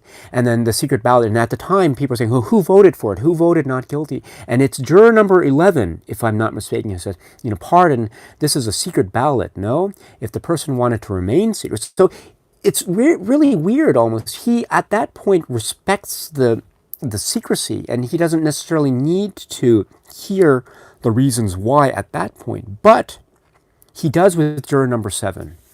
So I think that's an interesting turn, and I don't think that's an indication necessarily of juror number 11's bad faith. On the contrary, he has really good faith, and he really has a sincere belief. Right? Why is he polite all the time? Right? For the same reasons that juror number 10 is not. It's because it's the way he was brought up. So, yes. But at the same time, I query whether while his motives might be uprighteous, query whether his methods are always that. Okay, and the same also is true for juror number 8, Henry Fonda. There's one moment that is so under the radar that he says, and it actually really irritates me when I hear it. And it's the moment where, after they're talking about the old man, the one of the witnesses, right, who lived below, in the room below, and the fact that Henry Fonda then uses the evidence of the woman across the street who says she saw the killing through the passing L train. She puts those two pieces of evidence together, the L train noise and the old man. So therefore he says, based on this, putting these two pieces of evidence together, it's very possible to say that the old man might not necessarily have been able to hear what was going on at the time that he says the murder was taking place. Okay, so then there's this entire discussion about this. And then juror number 9 talks about this, and he says, the old man might have been doing this for attention or something. And then there's this great discussion. And then there's a little bit of a lull, and then this discussion picks up again. And it's shot from afar, so it's not a close-up of Henry Fonda's face, if you recall. But Henry Fonda says, I think we've proven that the old man couldn't have heard what was happening upstairs. And it's great because I think it's juror number 3 who says that, or juror number 10 or juror number 3, I forget, but it's someone says, what do you mean? You haven't proven anything. And then it's kind of a throwaway line, because then juror number 8 then goes into the next topic, which is, but let's assume that he did, and he hears, I'm going to kill you, body hits the floor. But then he says, but how many times have we heard this expression, I'm going to kill you, or I could kill you for that? And it goes into that discussion. But at that point, juror number 8 gives almost in a throwaway fashion, he says, I think we've proven that the old man couldn't have heard what was going on upstairs. And I always found that to be quite frustrating, because to be perfectly precise. They didn't prove anything, right? They didn't prove anything. And so whoever countered that argument at that point is absolutely correct. He didn't prove anything. He just created a debate by which it could be said, it could be possible that he couldn't hear anything. But again, he didn't prove it because there's no discussion, let's say, of the decibel level of the L train noise. I don't know how loud an L train is, so I can't see that. I don't know what the thickness of the ceiling is between the old man's apartment and the young boy's apartment. I don't know how close they are, so there are all these aspects actually that go into the audio capabilities, if you will. I don't know what the ear, the strengths of his hearing are, and all this stuff. And so that line always bothered me. And it's a kind of a throwaway line, yes, but it's also, I think, a kind of tactic on the part of juror number 8 in trying to, it's one of his debate tactics, and also kind of a psychological tactic, if you will. And he employs them very, very effectively here, because that's an example of one that I think is a little bit shaky. It's one that I'm not completely on board with. But one that I'm actually quite impressed by is the one where he later on makes a very powerful point. He almost purposefully eggs on juror number 3 into getting him really riled up and upset. And then he says, you're kind of a lone avenger. You're interested in seeing this boy hang, not because of the facts. You're a sadist. And it really ruffles Lee J. Cobb's collar in such a way that he wants to get at him. He says, I'll kill him, right? And it's that very famous moment where then Henry Fonda says, you don't really mean you'll kill me, do you? And I think that's a very purposeful tactic. I mean, he meant to do that. Whether or not it was that exact result, who knows? But that was something that was very purposeful. So, there are these sorts of tactics, I think, are quite effective, and it shows a debate skill and using one's words against that person, because he's using Lee K. Cobb's words that he's just spoken against him in a fit of anger, and it's the perfect way to disprove that point. So, and also he uses points of logic, of course. He looks at things one at a time. When he talks about the time it takes for the old man to get from his bed to the door, he actually plots it out and times it. And he asked juror number 2 to use his watch to time it because it has a seconds hand. And so, but he has to wait until it reaches 12 in order to start. I think his debate skills, I think, overall are very, very effective, obviously. But it's that one point what I mentioned earlier, which I always found a little bit troublesome, and I don't really side with him in that way. And this is also to counter that, this is why I really actually respect juror number 4 very much, because juror number 4 is incredibly methodical. Even when juror number 4 gets rattled during that exchange between him and Fonda, where Fonda's asking him about what he did the night before and the night before, and then he went to a double feature, I think 2 nights before, and he couldn't remember the name of the second feature. It was actually called The Amazing Mrs. Bainbridge or something like that. So I like, on the one hand, I like that kind of exchange, but on the other hand, I really respect juror number 4 there, because even when juror number 4 is a little bit rattled, to be perfectly frank, that sort of exchange I don't think is perfectly comparable to the situation of the boy, right? Because the boy was asked about what he was doing a few hours prior to him being questioned at the time, because he was like, what were you doing just now?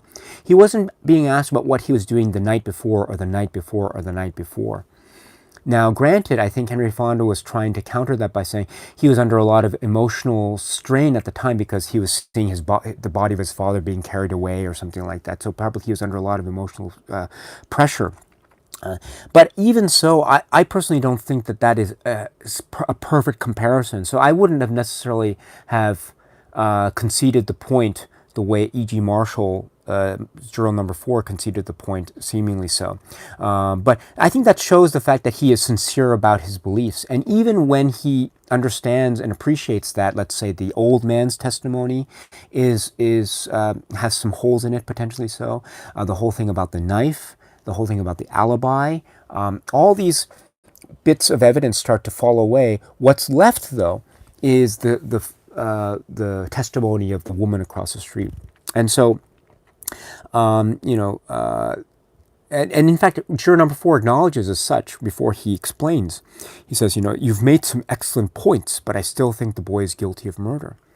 And so, yeah. And he says she saw him do it. She saw him kill the boy, and she saw him do it the wrong way. That is, overhanded rather than underhanded. And so that's where I stand. And then that gets into the discussion about the woman's eyesight and the marks on her nose, etc. And so, but I thought that his way of thinking actually was very methodical. Almost frighteningly so, but very methodical. Even there were some points where I thought he was maybe a bit too gracious to juror number 8's arguments. But still, I really, this is the sort of thing that I really like. On the one hand, the more I see the film, when I first saw the film, I was always on the side of Henry Fonda.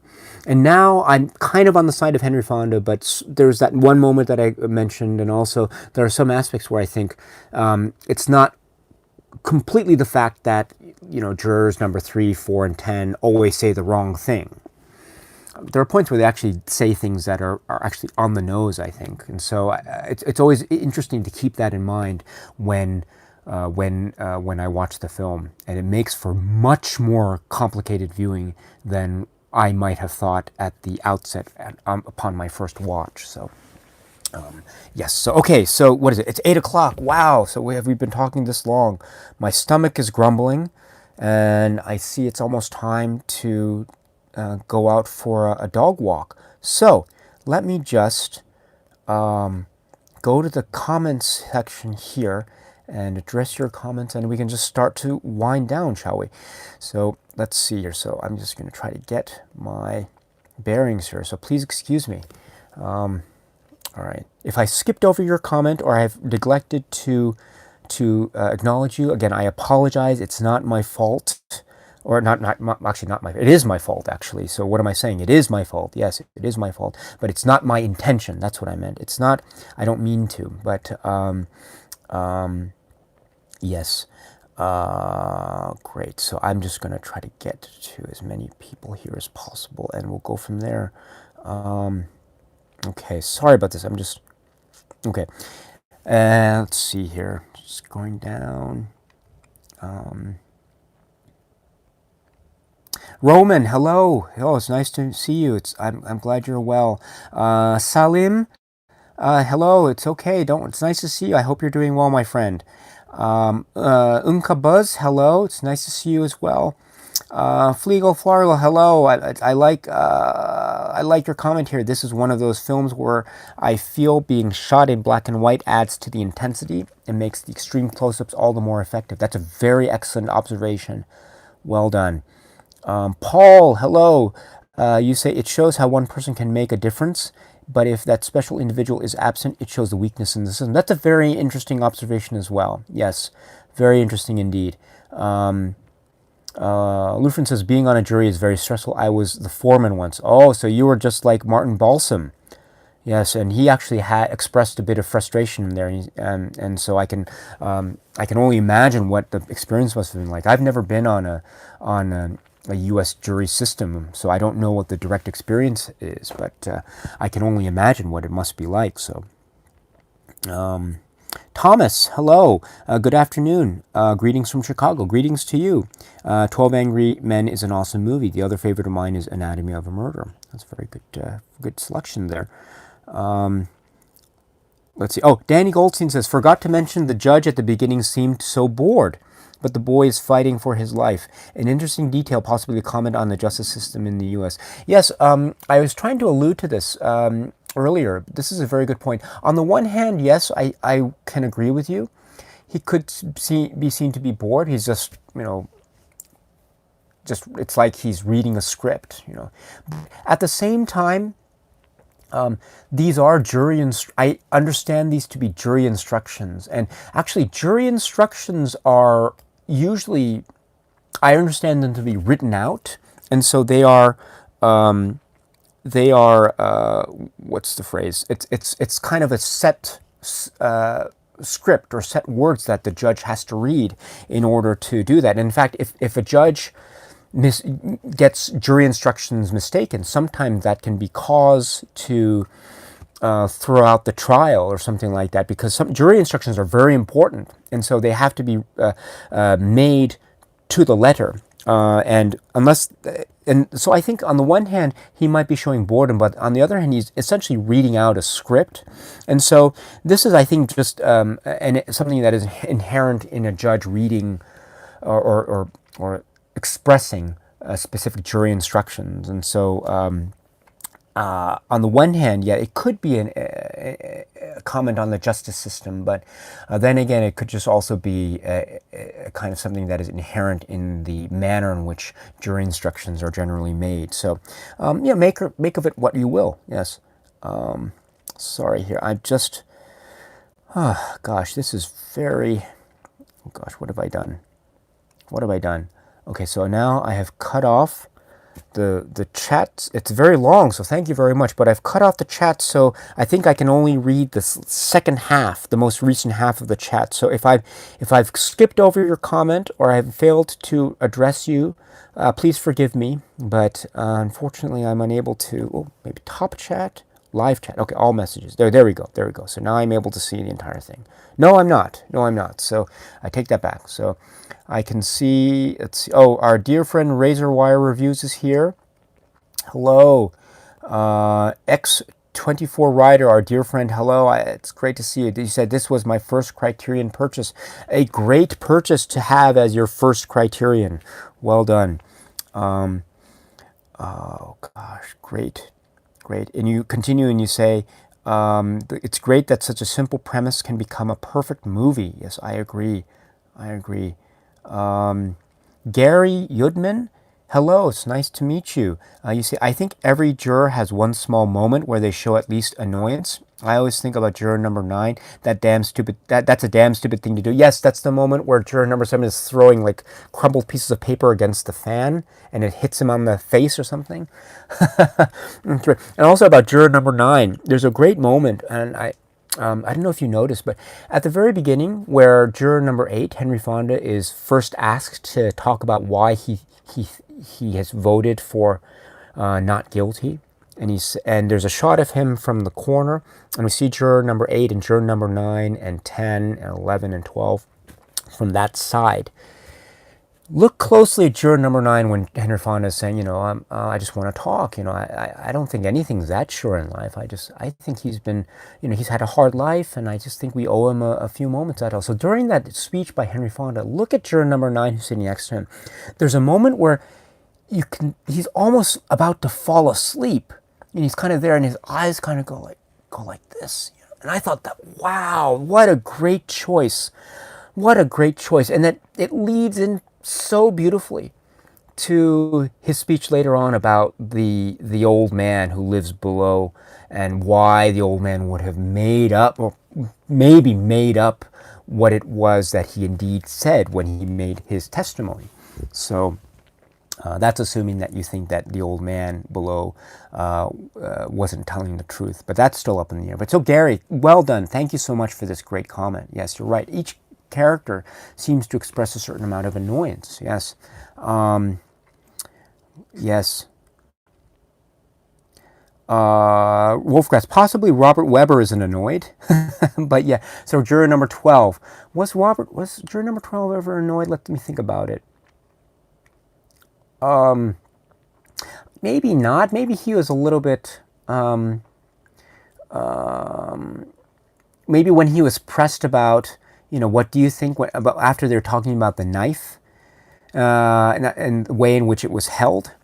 he's asking, what do you think? He says, I don't know. And he says, I think juror number 3, what do you mean you don't know? And then Robert Webber says, I don't know, or something like that. I think that's Robert Webber, right? And so that might be the closest thing that juror number 12, if indeed my memory is correct, that might be the closest thing juror number 12 ever reached to, in terms of any kind of annoyance, perhaps. But yes, Wolfgratz, you have a point there, I think.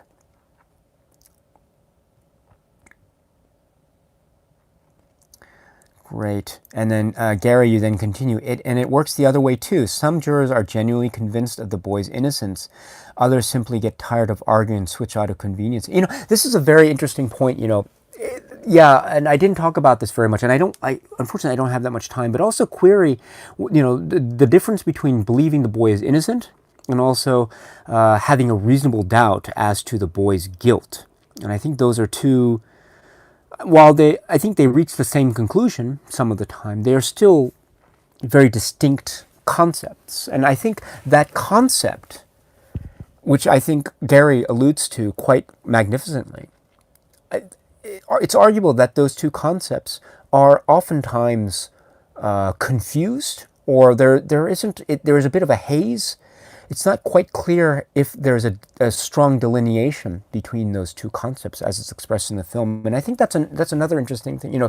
People think, so do you really, people in the film, and Henry Fonda does this too as well, juror number 3 does this too as well, they use the word innocent. And it, on the one hand, as a legal phrase, innocence is defined as being not guilty. I think, therefore, the use of the word innocent is correct. But if we're talking about innocent as being not having committed the crime versus the concept of having a reasonable doubt as to whether or not the boy is guilty, I think the conversations go off slightly differently. And it's, of course, I think, the letter of the process of the jury that it's the whole point is, do you have a reasonable doubt as to the guilt of the accused or not? If you have a reasonable doubt, you vote not guilty. If you don't have a reasonable doubt, you vote guilty. So I think the distinction is that. And so you can have a reasonable doubt and still might think that the boy killed his father. And I think that might be where juror number 9 stood at the very outset when he expressed his support for juror number 8. He says, the boy on trial is probably guilty, but I want to hear more. So I think that is a very interesting concept. Even if you think he is guilty, if there is a reasonable doubt in your mind, you don't have to think, therefore, that he is 100% innocent. That if you think that he might be guilty, but you're not quite sure, that still means not guilty in the context of jury deliberations. And I think that's very important. And therefore, it means that you can still, and you can still have a doubt the other way too. You can still wonder whether or not the boy actually did commit the crime. Which is why I return to the comment that I made at the very outset, in agreement with Nazar and Pratt's comment, namely that I think it would have been very interesting to try to maintain that kind of ambiguity, which juror number 6 expresses to juror number 8 in the restroom during one of the breaks. What if you convince us all that he's not guilty and the boy actually did kill his father? And as I say, I think the film loses that a little bit at the end, but I think that's very important concept. And so, Gary, thank you very much for pointing this out to us. Well done. Okay, so Paula, hello. It's nice to see you. I hope you're doing well. Just keep. Let's see. I'm just keep on going through this chat. There's some great discussion here. Sorry, I'm just skipping over. Let's see. Yes. Paul says, I really love the jacket scene with Fonda and Cobb, 2 Wolfgratz. Yes. Oh, yes. Wolfgratz is referring to the jacket where Henry Fonda helps Lee Cobb with his jacket at the very end. Yes, very interesting. Stefan, hello, thank you. Oh, thank you very much. That's very kind of you. And you say you have to leave, so if I didn't catch you, I'm sorry about that. But thank you. If you're still here, thank you very much. Thank you. Oh, yes, Wolfgratz says too. Yes, thank you. Wolfgratz says, isn't it number 11 who earlier said he didn't have to explain his reasons for changing his vote? Yes, yes, that's right. Yes, I don't have to defend my reasons to you. There is a reasonable doubt in my mind. So, yes, in fact, he does say that.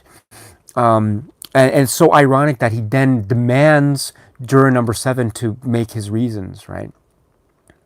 Yeah, so yeah, that is such a great point, Wolfgratz. Yes, yes, I forgot to mention that, but you're right. Yes, yeah, yeah, and in fact, that's a really weird moment actually, because he says on the one hand, I don't have to defend my vote to you. I don't have to defend myself to you. There's a reasonable doubt in my mind. Yeah, so. Yeah, that's great. That is a very peculiar moment, isn't it? Very peculiar, and it had to have been done on purpose. It had to have been done on purpose. So, yeah, great observation, Wolfgratz. Thank you. Yes, Wolfgratz also. Yes, yes, yes. Juror number 8. He's the master of the soft sell. That's right. That's right. What else is there? There's some great lines too. If we can close out the live stream with this, but there are some great lines here too. Gosh, man, man, man. I'm saying that they're great lines, but I can't think of any at the moment. Maybe I'm a little bit exhausted, but please forgive me for my exhaustion. I don't mean to be, but maybe I'm a little bit. Oh gosh, I had a bunch, but oh gosh. Man, well, I'll rely on Wolfgratz and his great memory to do that. Yeah, oh yeah, there's, yeah, juror number 3 says towards the end when his case is basically falling apart, he says, so what do you, when they're talking about the woman across the street, and she says, so what are you saying? She had dyed hair, marks on her nose. Well, what does that mean? I love that. And then there's a moment where he's at the water cooler with E.G. Marshall, and he's saying, after that whole exchange about I'm going to kill him, he's saying, where does he go off calling me a public avenger? He's just trying to bait me. And then juror number 4 says, he did an excellent job. I love that. Incidentally, I saw this 12 Angry Men on stage, actually, when I was living in England.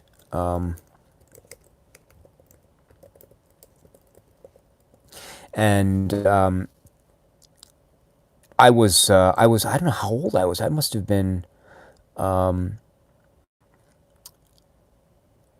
old was I? I was maybe not in high school yet, I think, but I saw it in England. I forget where it was exactly, but it was Kevin Whatley who was juror number 8, and I don't know if you know him, but he is known, I think, by a lot of people. He is known for playing Sergeant Lewis in Inspector Morse, and also Inspector Lewis in the series Lewis. And so he was juror number 8, and I remember this too because it was actually juror number 8's line in the play when he's talking to juror number 4, and he's saying, there's a difference between a slap and a punch.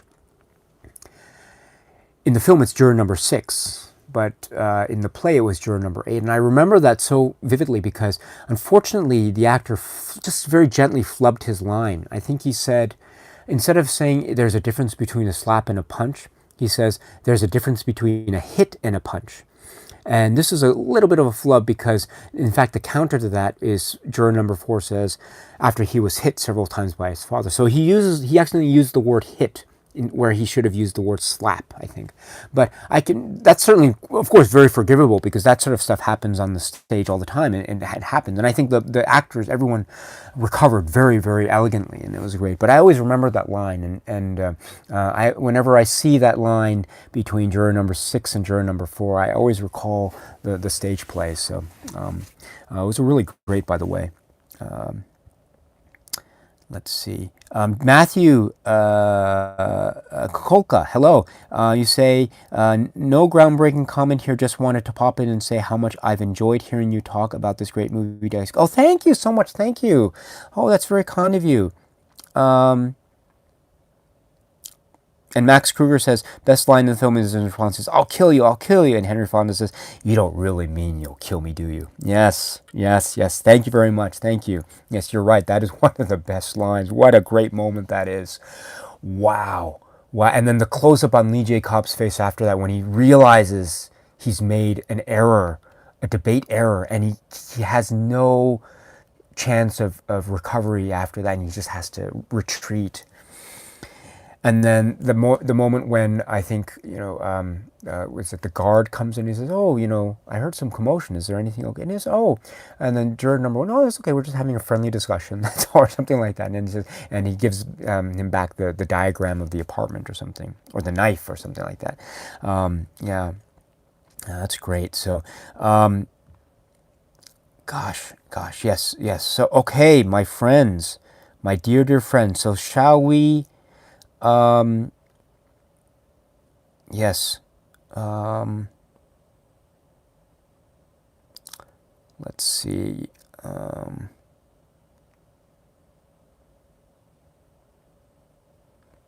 All right. So, shall we wind down here? So, anyway, my dear friends, thank you very much for your input as always. Very, very kind of you as always. And I should give a shout out to Wolfgratz. Wolfgratz, you mentioned, I think your cover of your particular release is this cover, right? Not this cover, and the distinction is quite it's quite subtle, but it's actually quite significant because this cover has the order of the jurors incorrect, right? Because the order is supposed to go 1, 2, 3, 4, 5, 6, 7, 8, 9, 10. But look closely here. 12, 11, right? Not 11, 12, but 12, 11. So here the order is correct, right? So 10, 11, 12. But here it's 10, 12, 11, right? So I think this is the standard cover now, and I think if you go to the Criterion website, this is this cover. So this is one of the, and they're both indicated as being first printings. So this is first printing 2011. This is also indicated, the one I have here, as being first printing 2011. So, but yes, very interesting. I mean, I can probably, these things happen. So it's nothing it's nothing too material, I think, but it's an interesting little piece of trivia, perhaps, if you will. And I don't think these particular covers, the incorrect cover, I don't think it's any kind of rare item. I don't think it goes for that much money necessarily, but it's an interesting thing about Criterion covers. Criterion covers are very difficult things, and I really admire Criterion's cover team for doing the great job that they do. It's not always easy because covers are announced and they are subject to the scrutiny of all, and some people might like them, some people might not, and there are always details that people fall and try to follow, myself included, to the extent that I am able to. But so it's not an easy job. So I totally understand if these things can happen. So not a worry at all. But yes, the correct cover though is this, where you have 10, 11, and 12. George Voskovich's depiction here and Robert Webber's depiction there. So Wolfgratz, thank you very much for your comment, I think a few weeks back. So anyway, my dear friends, let me end it there. So it's been now 2 hours and 22 minutes, I think, since we started. So thank you very much for keeping up with this. And thank you very much for your patience and your great comments. So thank you. And thank you very much for your contributions and your insights and inputs and everything. It's, as I say, it's this stuff, Livestream and this YouTube channel, that I'm very, very honored to say that I'm doing. it wouldn't be anything without your continuing input and contribution and support. So I always consider myself just one small component here. And speaking of this live stream and this discussion, the 12 Angry Men discussion, as far as I will have it here, it's going to end now, but that doesn't mean it will end, or it has to end for you. So please continue the discussions where you are. Hopefully you've made some connections here in the live stream. Maybe you've made some connections elsewhere. If you've made friends here, I'm very happy to hear that. Please feel free to continue the conversations where you are. That would be great. Another thing that's great too is I'm also seeing a lot of people, excuse me, a lot of people, excuse me, sorry, I'm so sorry. My throat is a little bit dry, excuse me, but what was I saying? Yeah, so I've also seen a lot of people trying out the live stream format. It's been done many times, of course. I'm not in any way a pioneer of the format. Don't get me wrong, but there are, I think, a lot of people who've expressed interest to me directly about, should I try a live stream of a film or something like that, like a live stream film club or something. And I say go for it. Go for it. The more the merrier, in my opinion. And again, it's not my idea. I don't own the idea. I didn't initiate the idea. So this film club idea wasn't my own to begin with. It was actually based on a comment and suggestion I received from our dear friend Jack. So I borrowed that comment and it went from there. So it's just to say that if you want to have your own YouTube channel and you want to do your own live stream film club talking about films or talking about a film in particular, go for it. Absolutely go for it. And please let us know. I would love to hear about it. If you want to talk about 12 Angry Men too, great. That's great. The more the merrier, I think. It would be so presumptuous of me to think that, my conversations on a film would be the be-all, end-all, and that would be it, and no one else would have anything else to say about any film at all. I mean, that would, right? If I thought that would be stupid. Absolutely stupid on my part. And so that's, of course, not the case. It's instead the case that the more discussions are had about films, whether they be YouTube videos or live streams, the better the community is. And, we don't have to agree all the time. We can disagree. And in fact, I think disagreements make for really interesting discussions, right? Because, right, we can disagree as long as at the end of the day, we can still, proverbially at least, say that we would be willing to go out for a drink afterwards and shoot the breeze and just have fun and be friends, right? Because that's right. This community is great, right? It's film. We love film. It's great talking about film, and it's great to discuss film and disagree about film. But in the end of the day, right, it's not worth fighting over, and it's not worth breaking up friendships for, right? On the contrary, it's totally worth just having fun, discuss, hopefully making some friends along the way, and enjoying ourselves. Because there are a lot of things in life, right, that life is not always fun, and it's not always easy. I certainly can appreciate that point, and so cinema is one of those places where we should go, and we should, we don't have to feel happy all the time, but it should be some place where we can feel like we can discuss something, or we can think something, or we can feel something, and we can walk away from that discussion or feeling or experience with something hopefully that we think is has affected ourselves, hopefully for the better. And so that is just my long-winded way of saying, if you want to do live streams, go for it. If you want to do videos, go for it. If you want to do podcasts, go for it. If you want to do live streams about 12 Angry Men, go for it. If you want to do live streams about any other films that I might have discussed, go for it. Go for it. The sky is the limit. Believe me. The more people talk, the more people that discuss, the better off and the happier I will be. Oh, gosh, it's great. This is so great. So, thank you very much. And let's see.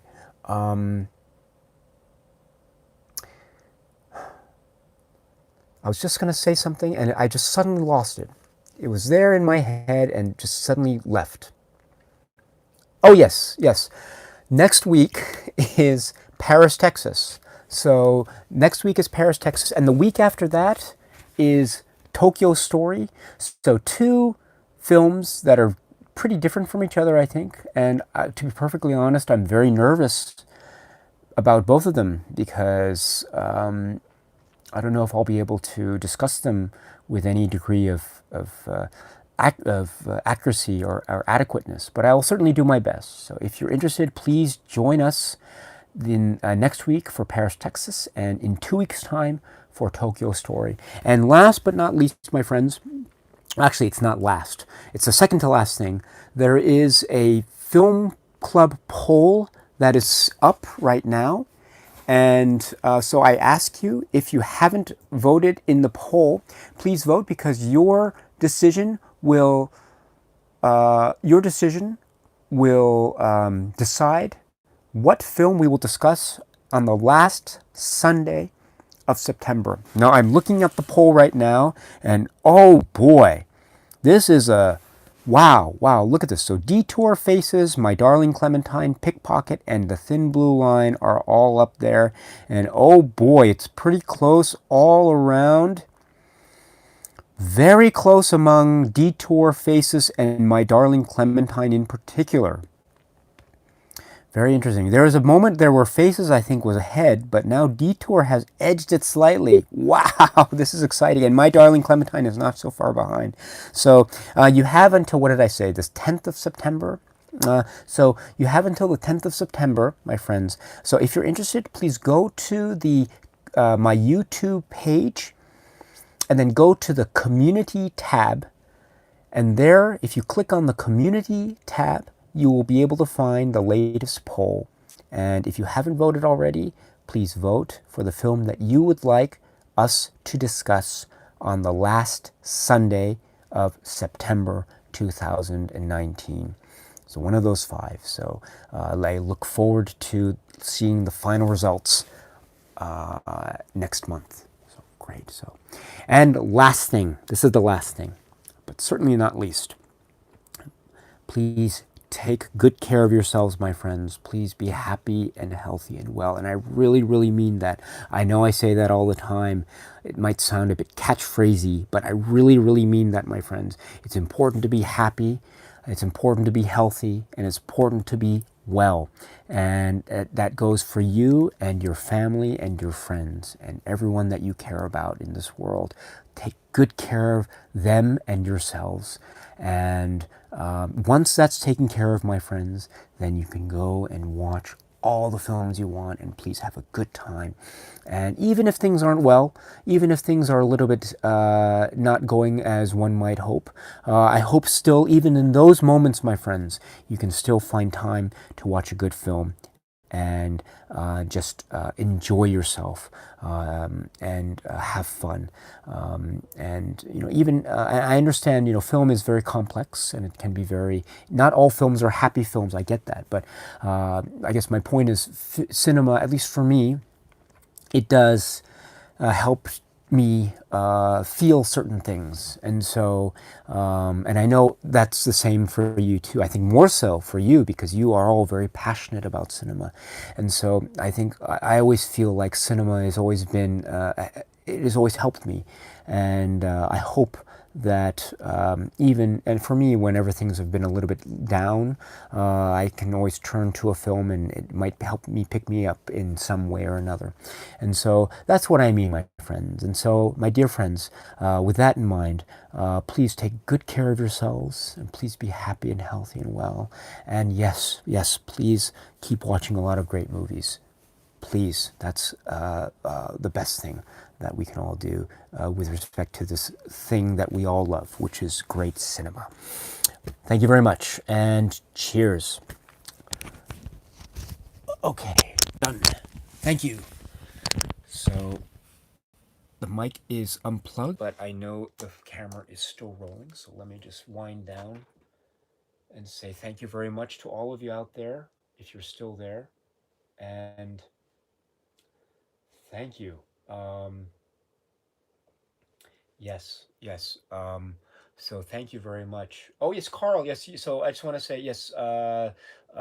You say you would have preferred a woman under the influence instead of Faces. Actually was considering a woman under the influence, but um, I chose Faces because that was a film that I think was mentioned to me. A woman under the influence was actually mentioned to me a lot in comments as well. So I could have chosen that, but I feel I chose Faces because I feel like there is I do have a lot that I think I could say about that film. And so this poll that I designed is more about myself than anything else, I think. And so and I think I mentioned also that I don't think any one poll that I could ever make would ever fully satisfy every single person, and so I completely appreciate that. And so, I'm sorry that I maybe in your eyes I might have chosen the wrong film, but hopefully maybe Faces might still, if that's chosen, that might still have a potential for being an interesting conversation. But that doesn't say that that's not to say that Women Under the Influence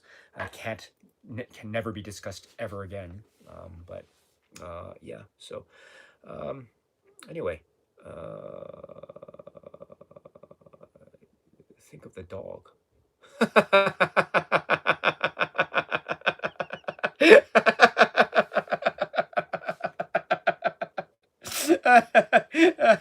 And thank you, Carl. Thank you, Wolfgratz. Yes, yes. No worries. No worries. Yes, no problem at all, my friends. No problem at all. So anyway, thank you very much. And yes, I have to think of my dog. So all right. Peace. Cheers. Bye bye. Okay. Take care.